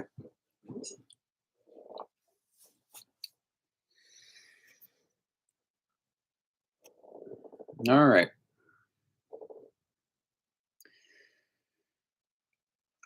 If you had an unlimited budget, what would be your dream project? Um, it would be either a science fiction movie that I've been wanting to make my whole life. I came up with the idea when I was 9. Um, and then another one is a disaster film. It's actually a it's a history movie that I always wanted to make, um, which is about I don't really, in case it does get made, I don't really want to talk about it, but it's a hurricane that has happened in our country that was really bad. It was kind of like the worst one of the 21st century so far. Um, uh, and you know, we just had a hurricane, you know, recently, and I always wanted to make a movie about a hurricane and the disaster of that and what it does to, you know, everything. You know, it destroys property, it destroys uh, a lot of things. Like, you know, people die. It's sad. It's tragic. And I always wanted to make a historical film that just goes into the you know, tragedy of and basically just a history of a hurricane. You know, and how people uh, survive it and how some people don't survive it, and you know, really go into that because it's something that happens. You know, not all the time, but it happens. You know, is hurricanes, and um, I just feel like there hasn't been a 3 hour epic that really, you know, goes into it, um, and goes into, like, you know, survivors and what it does to them, you know, in their homes and how they have to start over, you know. I mean, I just feel like that, um, you know, it's just so powerful. So that is a dream project if I had an unlimited budget, and a science fiction film, kind of two movies that I'd want to make um, as well. Because you know, science fiction movies, you have to have a unlimited budget to really do what you want to do. You know, because you know CGI is, you know, the science fiction movie that I would want to make requires a lot of CGI, a lot of CGI. So yeah, that would require an unlimited budget, but I came up with that storyline and then the hurricane storyline when I was 9 years old. So I've been able to come up with movie ideas since I was nine, uh, and yeah. So that would answer that. Unlimited budget. What would your dream project? It'd be those two movies. Well, I love Titanic. You know, I was wowed that there wasn't more movies like Titanic growing up. I thought Titanic was the greatest movie ever when I saw that as a kid. I was like 3, um, but I thought it was an amazing movie. I love Titanic, and the movie gets a lot of hate now, which really I don't understand that. Titanic made over 1 billion in 1997. Today, that'd be like 3 billion. What Titanic made. You know, it wows me. You know that all the hate it gets, maybe because it's such a popular movie. You know, but uh, Titanic is one of the greatest movies in my opinion. And it's still my favorite performance by Kate Winslet. Um, and Gloria Stewart was amazing in that film. And yeah, I just love Titanic. I love the music. James Horner, rest in peace. You know, he was one of the greatest music composers. I love that movie. So, oh wow, I got breaking news for you, Ryan. Well, don't spoil Halloween Ends and the and all right.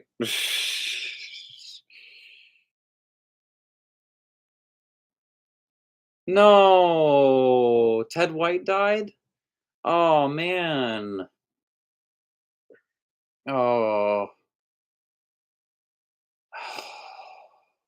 that sucks. I sent him fan mail, years ago.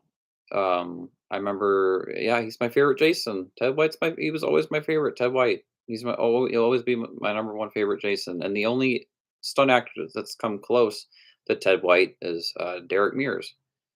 Um, but Ted White was an incredible stunt actor, and what is amazing about the history of that movie is Ted White hated working on that movie. He hated Joseph Zito.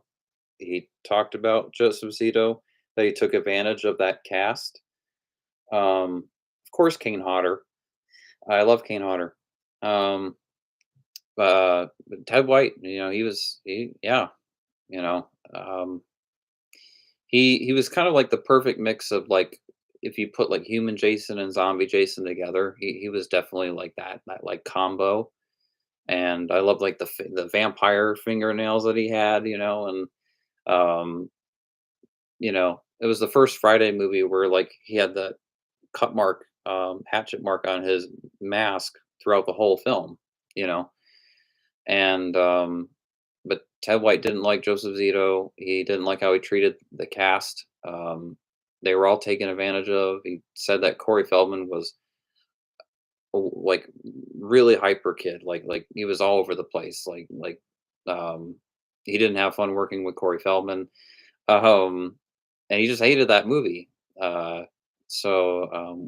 learned a lot about that movie through Ted White.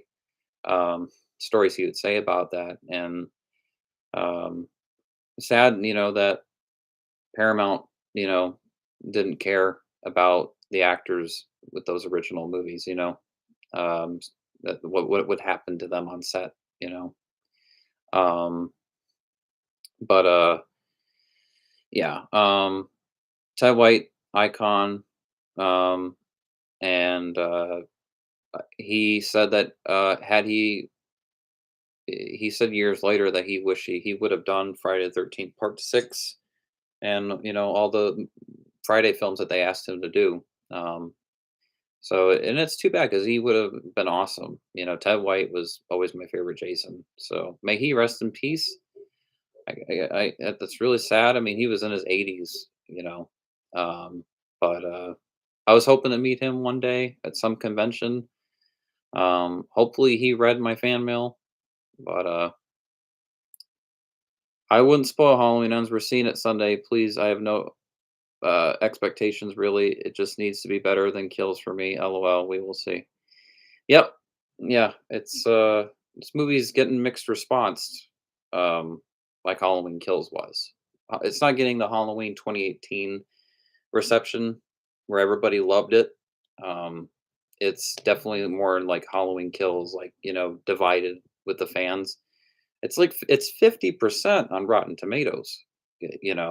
Like or it's like, or yeah, and then on IMDb it's like a 5 rating.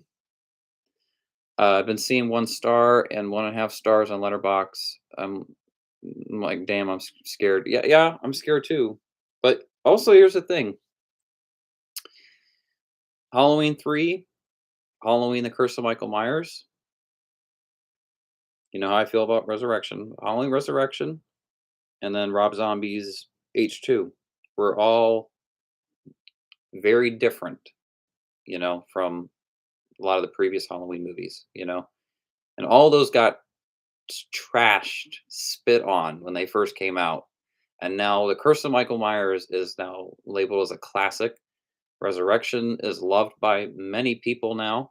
Halloween 3 has been labeled as a classic now.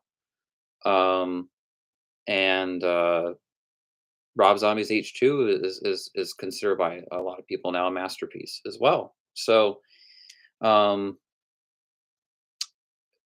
anytime a Halloween franchise tries to do something different, it's not going to get amazingly response right away.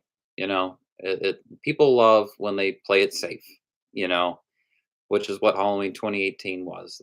They kind of just they played it safe. They didn't take any risks. They kept it simple like the original movie. And here's the thing: you have a formula right there. You know, but I wouldn't say Resurrection is loved by people. I still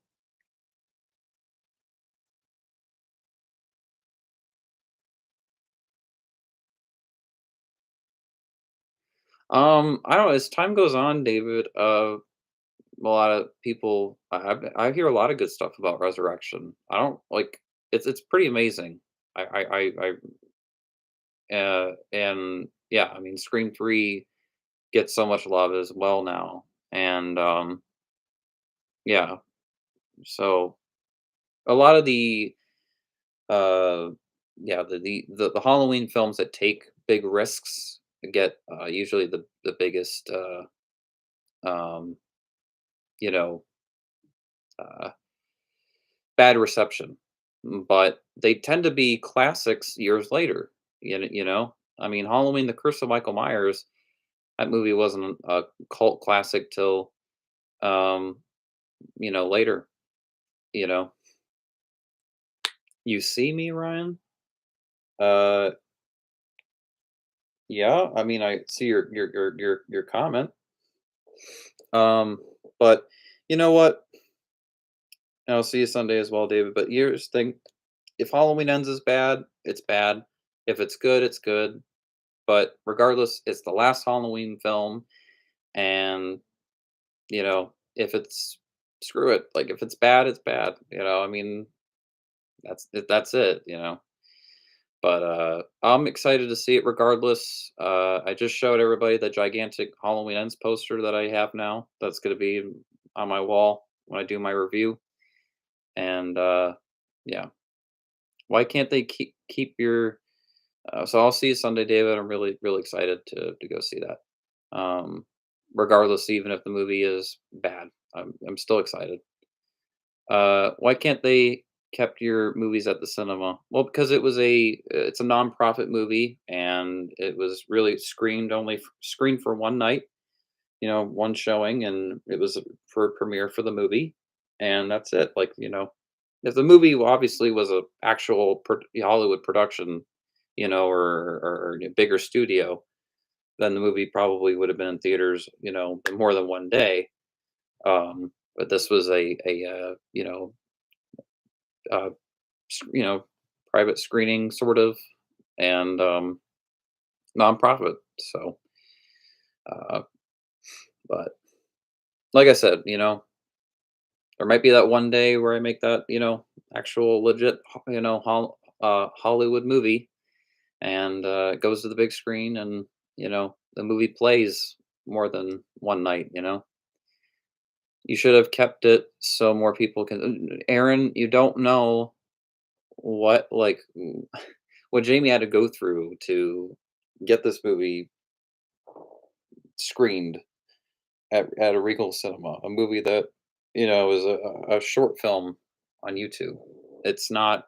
This Double Servants is a movie, but it's not a Hollywood movie. You have to remember that. It's not. Yeah, she had to go to I think the owner to get permission. So it was a big deal. It's not just something that can just be played. So I would love that. I would absolutely love that if my movie could play all the time and people could go see it, and I'd make millions of dollars off of it. Yeah, of course I would love that. But that's not reality. Um, so I'm just grateful for that night and that opportunity, and that I got to experience that. That's just that alone is what I'm grateful for. So, um, yeah. Mario Mania, are you still there? And now, like I said, guys, you guys want to do Q&A? Um, feel keep the questions coming, please, because I'd like to answer these questions that you guys have. Okay, cool.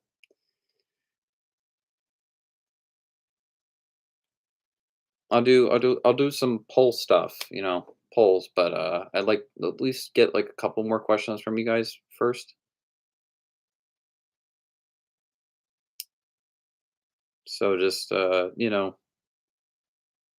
post a question, you know.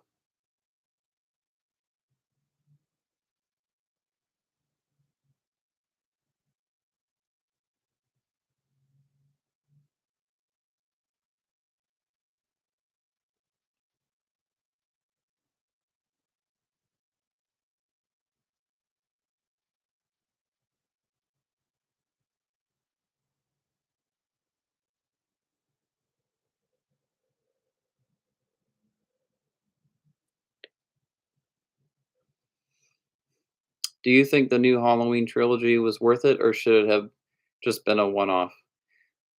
Good question. Um, I would have been okay with it being 2 films. In fact, I think that would have been fine, honestly. I didn't necessarily want a trilogy, but more so 2 movies, like Rob Zombie, he did 2 films, you know?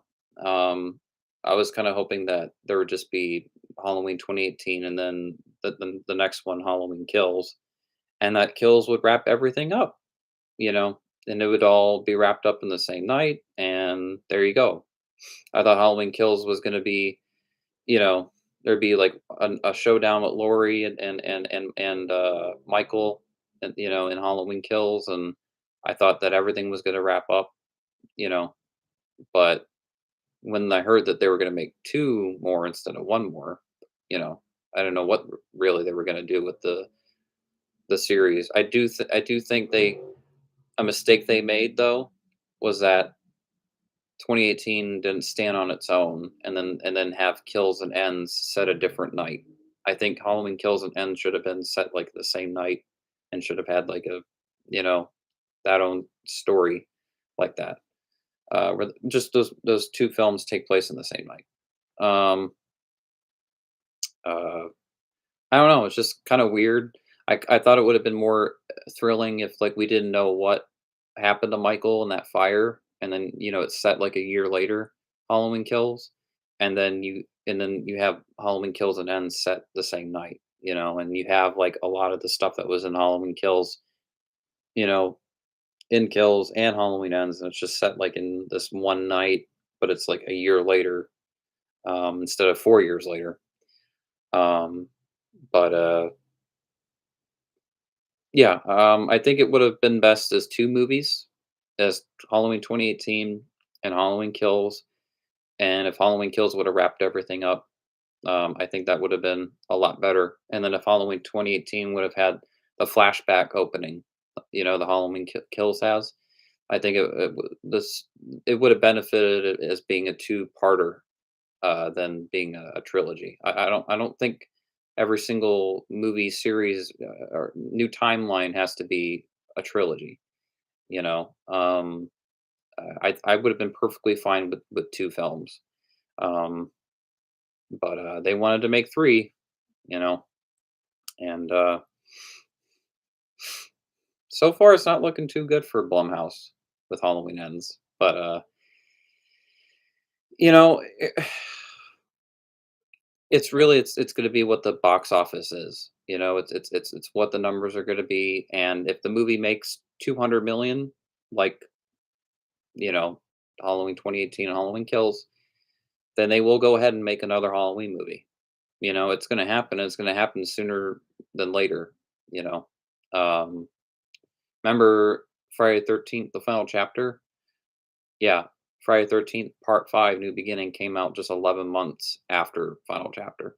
So, it's just it's hard to believe with a studio when it makes money, because that's what Paramount said, why they made A New Beginning was because Final Chapter did so well. That was originally the last movie, but because it made so much money, they went ahead and did New Beginning. So, um, and then Jason Takes Manhattan, that wasn't promoted as the last Friday film, but Paramount was done because it didn't make a lot of money, So it comes down to money at the end of the day. It doesn't matter about story, how, that the series should end here. If studios really cared about that, Halloween H2O would have been the last Halloween movie, you know? Um, but, we've gotten entries since H2O, and H2O kind of had like the perfect ending. It really did, but because of money, you know, they keep it going, and there's a fan base. And the thing is you do want the Halloween series to keep going. It's my favorite horror series, Halloween. I love Michael Myers. I love the characters Dr. Loomis, Laurie Strode, Jamie Lloyd, Rachel from Halloween 4 and 5. Uh, um, what was her name? Was it Kara from Halloween 6? Marion Hagen. I love her in that movie. I just feel like Halloween has like the greatest cast for a horror series, and uh, it's just even though like it's different timelines and it's kind of over the place. Uh, and despite certain bad entries, I enjoy pretty much all the Halloween films. I'll even sit through the ones I don't like because it's just such an amazing franchise, and that music, and there's a certain level of drama with the Halloween films that we didn't even get with the Nightmare movies. Um, so the thing is, I think what also makes Halloween stand out is you have Jamie Lee Curtis in how many Halloween films? You have Donald Pleasance.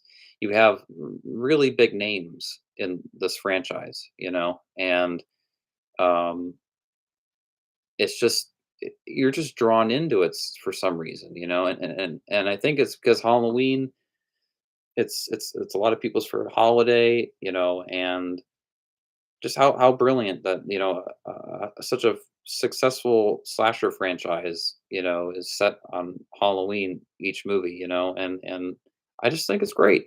Um, but that's my opinion. I love other horror franchises, but Halloween is always going to be my favorite. It's just and I'm so used to the series just being all over the place by this point, and them taking risks, and then it doesn't go well for the studio. Oh, let's do something new, and then everybody hates it.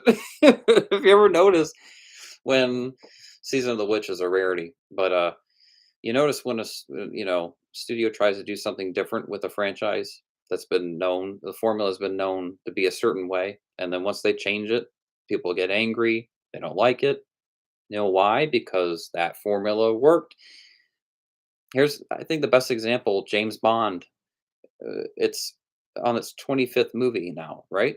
It's been 25 films, James Bond, and the reason why it's been so successful, James Bond, is because each movie is the same thing again and again. It's just a little different, and that's what people love about certain franchises like that, Fast and Furious or James Bond or Transformers. They just want the same movie, but just like a little different. But they want that same you know feel that they felt from that last movie. Um, and when you change the formula of a franchise when it's been a certain way for so long, people are going to get mad. Um, but Halloween has been around since 1978, and you can never, you know, beat the original movie. So you might as well do new stuff that's never been done before. Um, and just really try. Uh, I just really hope I like Halloween Ends, and that yeah, that's just that it's good. I hope it doesn't suck. Most people.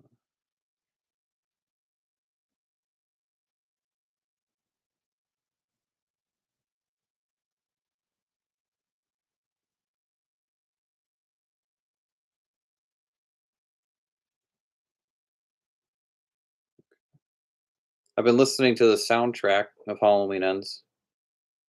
See, been listening to the soundtrack. Where are you? That's the one that I'm at right now, and I've been watching the producer's cut, 4K of the producer's cut right now, which is exciting. Of Halloween 6.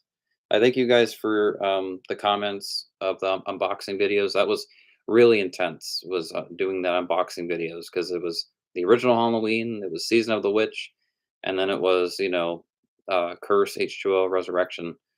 But uh, I tell you, I love that box set. I really love that box set.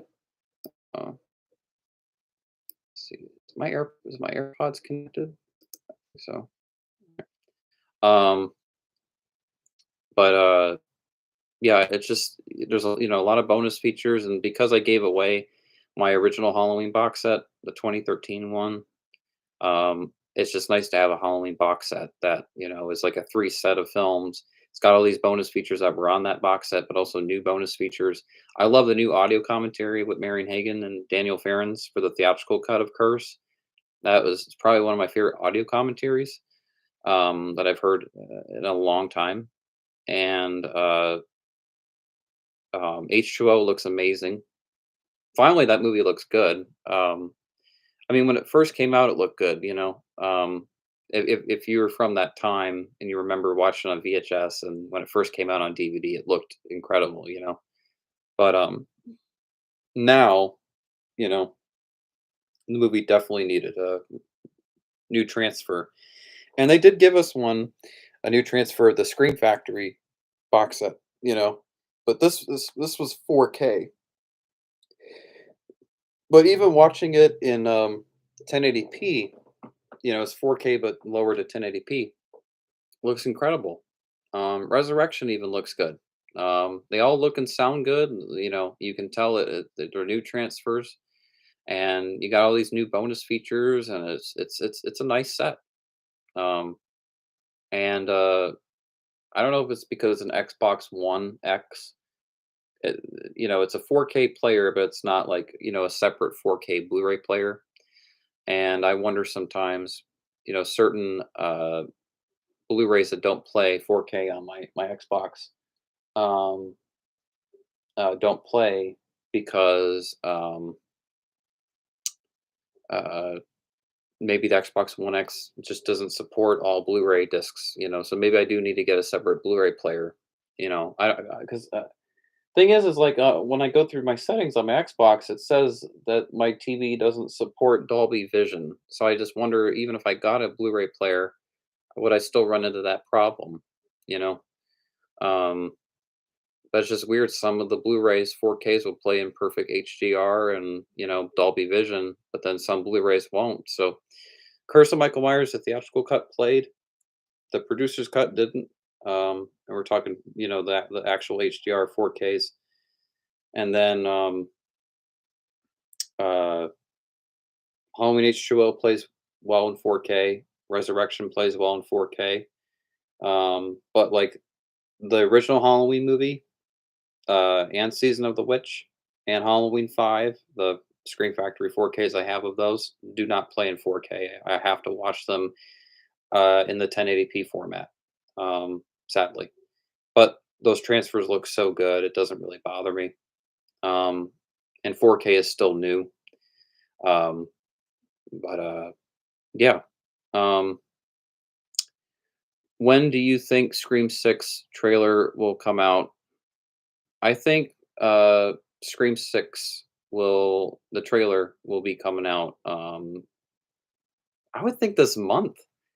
I think it would be perfect if they released a teaser on Halloween, you know, October 31st.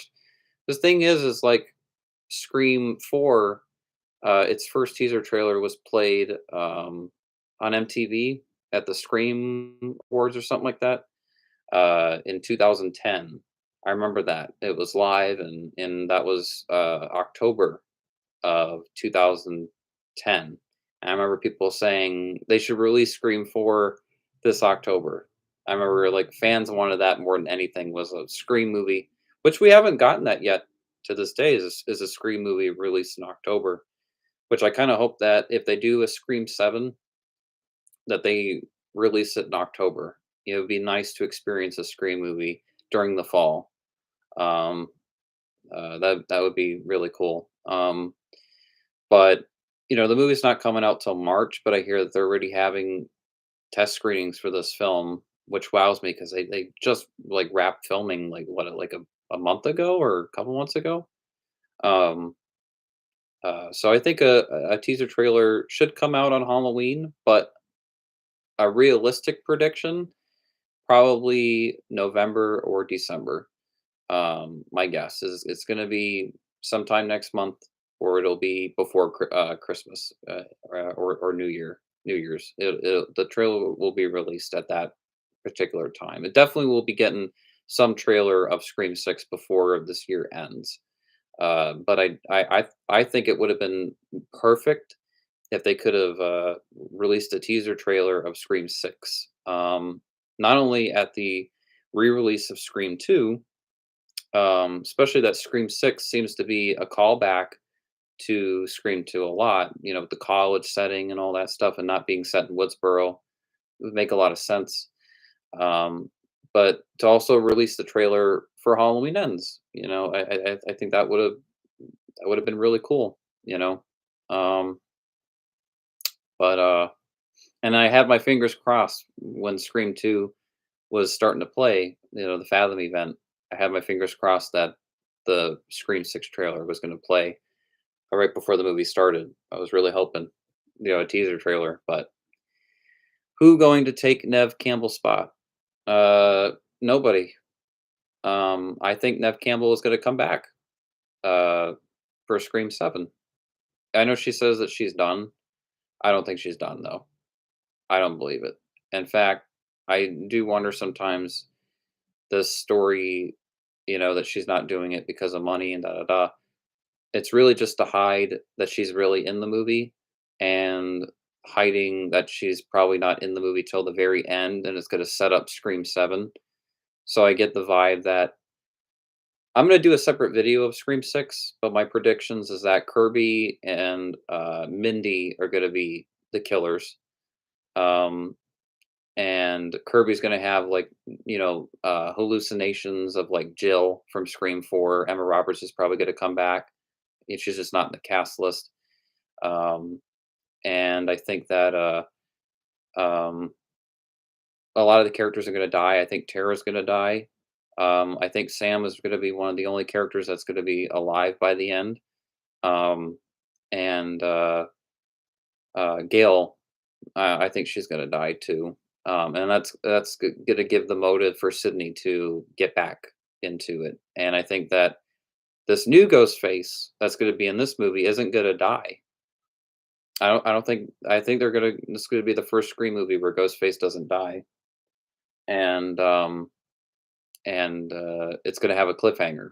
I think that they're gonna do something that's gonna really shock us, because it's about time that the Scream movies do that. Every Scream movie at the end, the killer dies. We've seen it. It's been done. It'd be nice to get to for something new for once. It'd be nice that you're going into the next Scream movie and you know who Ghostface is, or maybe the other killer isn't revealed, but but one of the ghost faces does survive though, and the characters just don't know who the other ghost face is. It just would be cool if they did something a little different. But I think it's the movie is going to take a lot of chances, especially that Scream 5 took a lot of risks. It was on Scream 2 level of risks. And I feel like this movie is going to do that. And I think the cast members said that nobody is safe in this film. So, um, yeah, I feel like anything is possible with Scream 6. And I think it has the potential to be um, the best Scream movie. Even though Nev Campbell isn't going to be in it, I still think it's got potential to be um, the best Scream film. Uh, I think because it's not tied to this whole requel, bringing everybody back. You know this that's already been established. This movie is pretty much it's mixing '90s with like Courtney Cox, and then you're mixing 2011 with Kirby, with Hayden Panettiere, and then the new cast, which is the new movie. So you literally have all three generations of the Scream movies, in one in this movie. And it's so exciting. It's really exciting.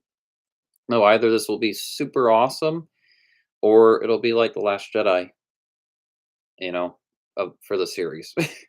Because it's gonna be a lot easier for people to diss on this movie because Sydney's not in it.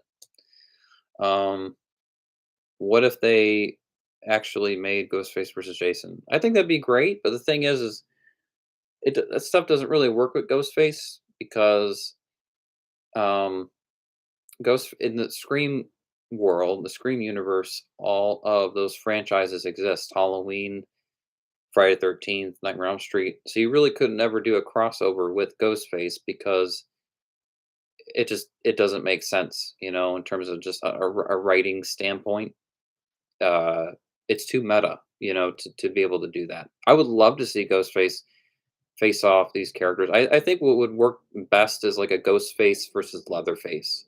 I think that would be really cool. I think would be that would be really that could be a really good movie. Because Ghostface and Leatherface they're both just regular people. Like they're not supernatural, you know. So it would be an intense fight because they're not these superhuman characters, really. You know, they, you know, I think it'd be really cool. And then you just have Leatherface win. You know, at the end, he chainsaws Ghostface's head off. You know, or something. You know, that would be that'd be cool. But yeah, Ghostface, the Scream franchise kind of stands on its own as its own thing. Um, and yeah, because the thing is like Scream 4, even it went into all the remakes of all the horror movies. It went into other horror movies that weren't talked about in the first three Scream films. So it's a very meta franchise. That's why people love it. Because it's the horror franchise that you go to laugh about a lot of these horror movies and kind of just the series takes a poke at a bunch of horror franchises, and that's what's fun about it. Um, but yeah, that's why I think I made a Ghostface versus Jason, because I know that Hollywood would never make it, but I understand why they wouldn't though, because it doesn't make sense. They would have to entirely reboot the Scream franchise for them to do that, and not make anything meta. It would have to be meta free zone, the Scream reboot if they were to, do anything like that. Thing is now Paramount has the rights to Scream, you know, and I don't know if the Friday series, if that's still connected to New Line or if that is Paramount. But if Paramount does have the rights to the series and Jason and all that, they could do a Ghostface versus Jason because Paramount. But I don't think that's something that they're going to do. And if they do, that probably wouldn't be until they could really like milk this franchise, till the end. Like they're going to make a Scream 7, 8, 9, and they're going to make as many Scream movies until um, they don't make the money that they were trying to make. It always comes down to money. It does not come down to story. I wish that studios would end franchises on a high note and would leave it alone. I would love that, but it comes down to money. And that's the thing is if the movie makes so much money, they're gonna go ahead and make another movie, even if they said, "Oh, this is the last one. This was the last one." We've heard that how many times? Friday 13th, the final chapter. Dream Warriors originally was the last Nightmare movie. Then Freddy's Dead. We have Jason Goes to Hell. Saw the final chapter. That's already five right there. Um, it's there's yeah, there was the Final Destination, and then we had a Final Destination 5. How many franchises where they've said this is the last movie and then they go ahead and make another one, you know? So I don't I think this is far from over in terms of the Halloween franchise. I think we're going to be getting a lot more Halloween films in the future, my opinion. Um, and Scream movies. I think that they're gonna make as many as they can until they can't anymore. So, but I don't know if you guys have watched documentaries about the Halloween franchise, but like Mustafa Akkad and Donald Pleasance both said that they would make at least up to 22 Halloween films. So I wonder if Mustafa has a contract in there that Malak Akkad has that contract where they have to at least make up to 22 Halloween films. So if that's the case, there's still 11 more Halloween movies to go. Scream Factory needs to come out with a Nightmare on Elm Street box set so all the main slashers have a collection. I agree. And I think the only reason why they're not doing that is because they're going to be making a new Nightmare movie. I think they're going to do a Halloween 2018. I think it's going to be a one shoot film. I don't think they're going to do a trilogy.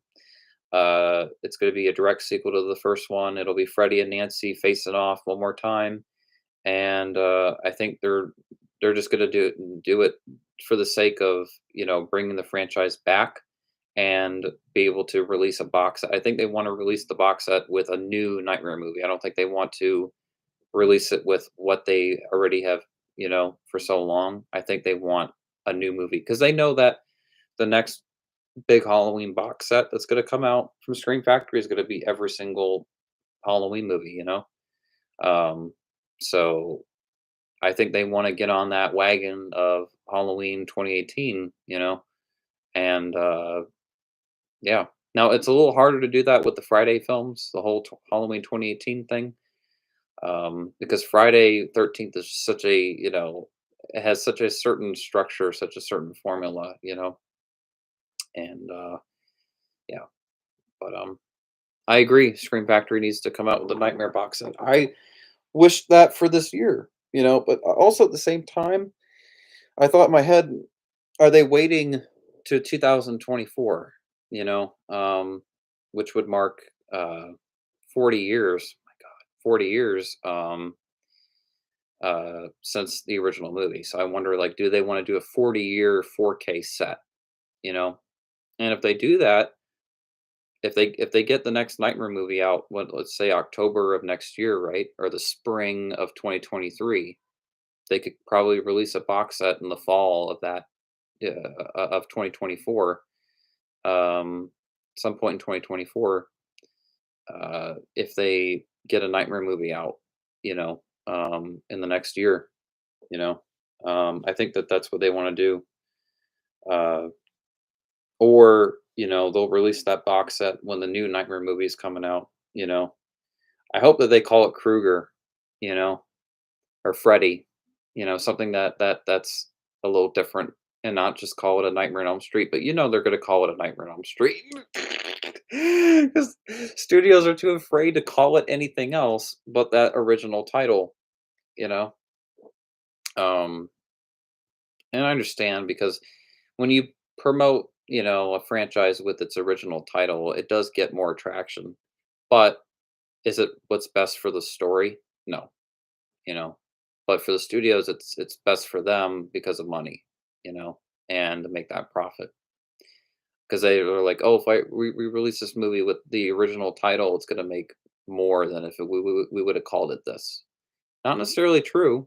Been plenty of movies that have been called this or that, and made, mm, you know, a lot of money. So um,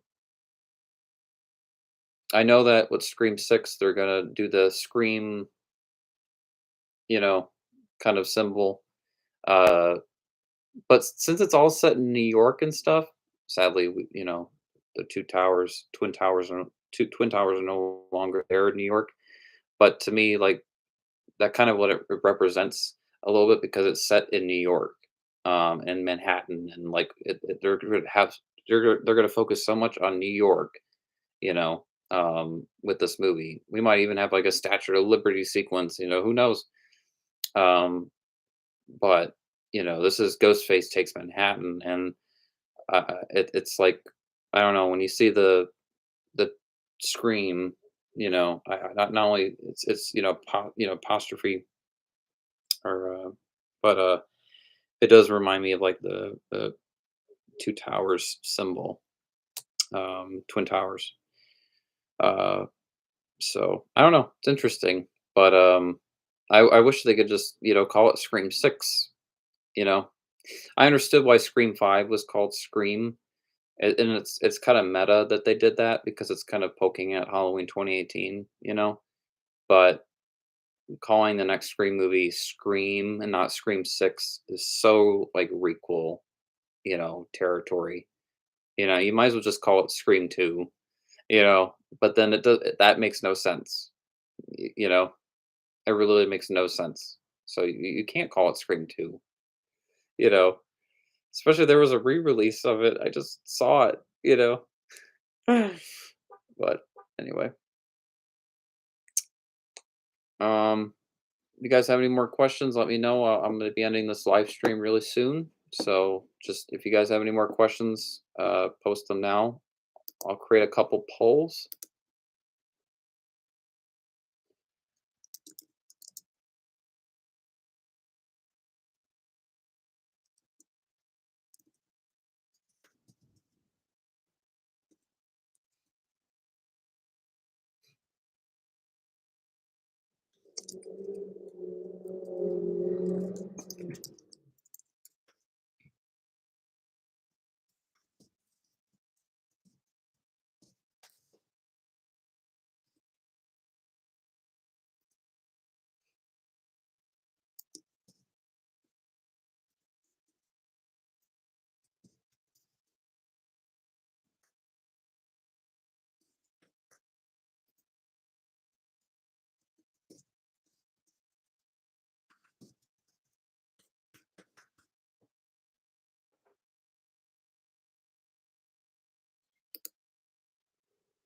All right, we'll start with that.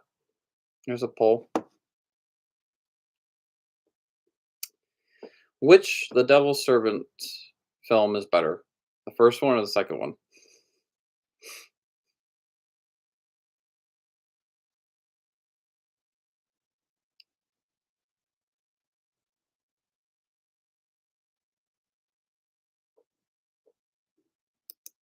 The Devil's Servant. Oh, okay. All right.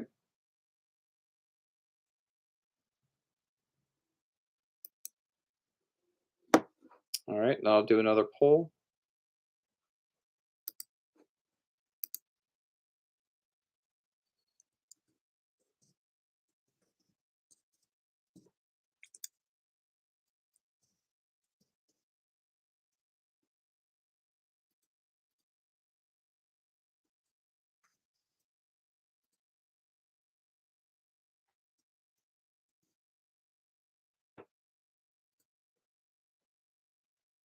This is a good one.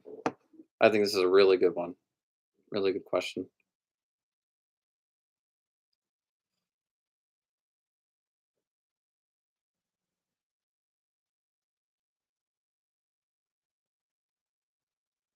Halloween. All right. All right. Okay. Cool. All right. And I'll do I think I'm going to do one more.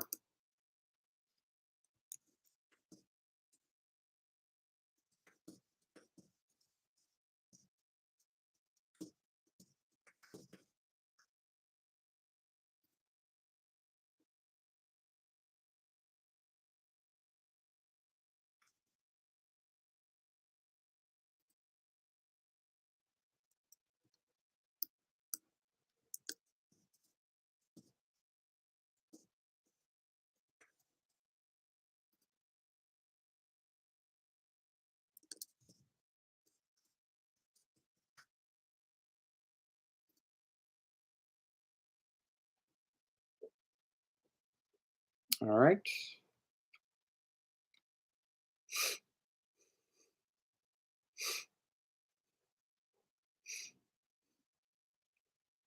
New Ghostface. Yeah. I knew it. I knew it.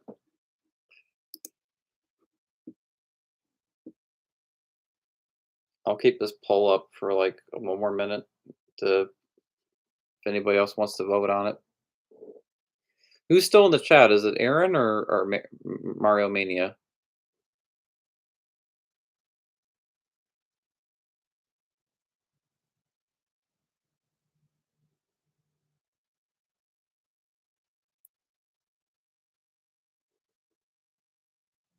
Okay. All right, I'm gonna do yeah, probably one more poll. All right.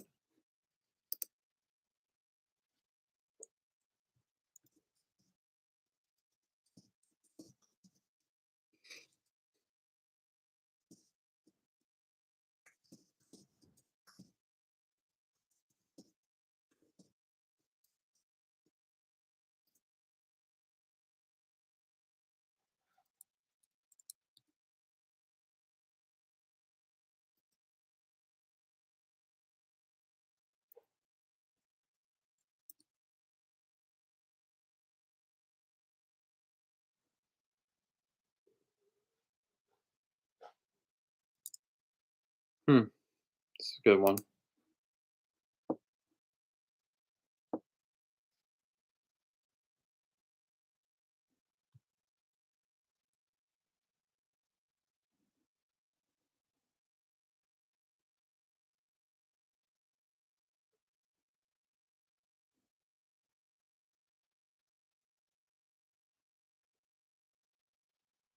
Oh, 2024.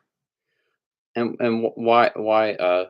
should I, why should it be released in 2024 over 2026? These are just questions, Romania.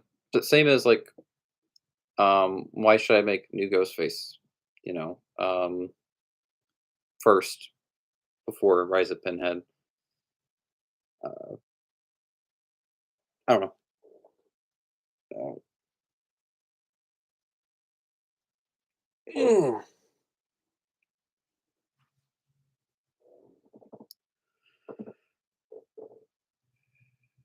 oh, you meant 2026? Okay. No, no, I mean, if like I should make new Ghostface sooner, you know. I just feel like that fan film, it's not like I have to make that next year, but I don't want to wait too long because I don't want me and my sister to be like in her 40s, you know, uh, making it. So, um, I'd rather make the movie, you know, in my early 30s than, you know, getting older. I don't want to look like too much older from, you know, uh, any of my recent films. Yeah, I want me and Cassidy to still like have that look from the old series. I mean, we're really like, you know, we're both super old now, but I don't want to get like any older. So I would like to make it in this next like 4-year span. So around there, I see it possible to be made. Um, but I just think it'd be a very exciting fan film, especially as the Scream franchises come back. I think it fits. I know I said goodbye to the Scream fan film series, in 2018, but I think I always talked about that I would come back and do something like New Ghostface because it stands on its own. It's its own thing. Yeah, it would give me time to perfect it too. So yeah, and also to give me time to really think about where I'm going to go with the story and how I'm going to flesh everything out. But I think it'll be the best one out of all the Scream fan films. Uh, I think the original Scream fan films I've made are classics. I think they could have been better, but since I made those movies when I was 15, 14, 15, 16, 17, you know, uh, is why they could have been better. Because if I made them now, they would be, of course, like how the Devil Servants is and stuff like, better, camera quality, sound, acting. Um, but I'm still proud of those films, and I feel like New Ghostface will definitely pay tribute to all the Scream fan films that I've made. Uh, I just don't want to rush that out, and I look at it as a one standalone movie. I don't see it as like a, a new trilogy or anything like that. Um, New Nightmare, was its own thing. It was one movie, and that's kind of what I want to do with this, with New Ghostface. Is just kind of just do something that's one standalone story. Um, but yeah, so I definitely will come back for more fan films with my YouTube channel in the future, and definitely keep that going. But I'm also going to expand my range and make other kinds of movies as well. And people don't like them. That's all right. But I think it's worth a shot, worth a try, worth an effort, and yeah, see what people think after that. But I feel like I've done a lot with the horror genre. I've been for 13 years, and after Cage of Madness, I feel like it's time to try new movies, but I will come back to the Scream series, and if the Friday movie isn't good, the new next Friday movie, I will make a my own fan film. Um, and I've always wanted to make a Nightmare fan film as well. I just don't know, you know, when to make a Nightmare movie. Uh, I just get very sensitive about that because if it's not Robert Englund, I just feel like nobody's gonna believe it or like it. So I feel like making a Nightmare fan film is already is like setting myself up for failure because with Michael Myers and Jason, they're wearing masks. They don't talk. So it's easy to that's a lot easier. But with Freddy Krueger, it's like, oh, I mean, even with Ghostface, even though it's not Roger Jackson's voice, like I still found that to be easier. I feel like a Nightmare movie would be really hard to do, but I would love to because um, I just love the Nightmare series, and I love the whole someone after you in your dreams, and and I love Nightmare on Elm Street. And so I of course would love to do a Nightmare fan film, but it's only if I really see an opportunity. But I definitely will come back for new Ghostface, Rise of Pinhead, um, and a standalone Friday film if the next Friday movie isn't good or they just don't make it. Um, and I won't 100% rule out the Nightmare fan film, but I just don't know when I would make that.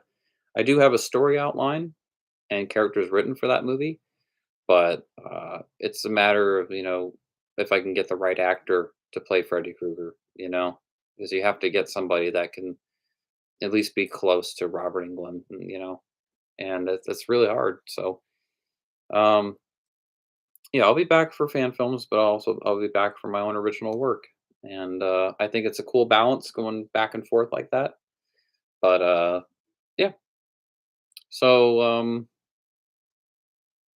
thank you, Mario Mania, for tuning in to my live stream. Thank you, Aaron. Thank you, David. Thank you, everybody that joined my 13 years of RBRShortFilms13 live stream. Really appreciate it. I can't believe it's been 13 years, and uh, thank you guys for all coming tonight to my live stream. And feel free to watch one of my movies if you guys, want to celebrate my channel. Just watch your favorite one, you know, and maybe post a new comment or something. I don't know.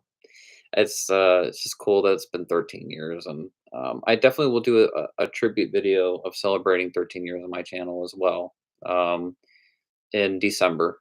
I think I'll be releasing a video in December that celebrates 13 years. I just feel like I needed more time to work on a tribute video of my channel.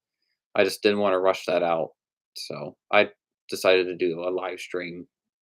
Live stream instead for right now. Now, guys, stay tuned in for the Double Servants VR videos that are coming out on Halloween. Be sure to check those out when they come out. And I will keep you guys updated on Cage of Madness Part 2. Filming is it keeps going, and I'll keep updating you guys on it. So more in store for our Bishop's 13. And I will talk to you guys very soon. You guys have a great weekend. Enjoy Halloween uh ends, Mario Mania, and everybody else. I hope everybody enjoys it. I hope that I end up loving this movie or liking it. I almost don't even want to go into the movie with any expectations by this point after seeing that IMDb rating. So, um, thank you guys for joining. Really appreciate it. You guys have a great October. Have a great Halloween. I'm sure I'll do a live stream on Halloween. Um, and probably for like an hour, 2 hours, just to celebrate the holiday. But thank you guys for tuning in. Have a great night. I'll talk to you all very soon. All right, peace.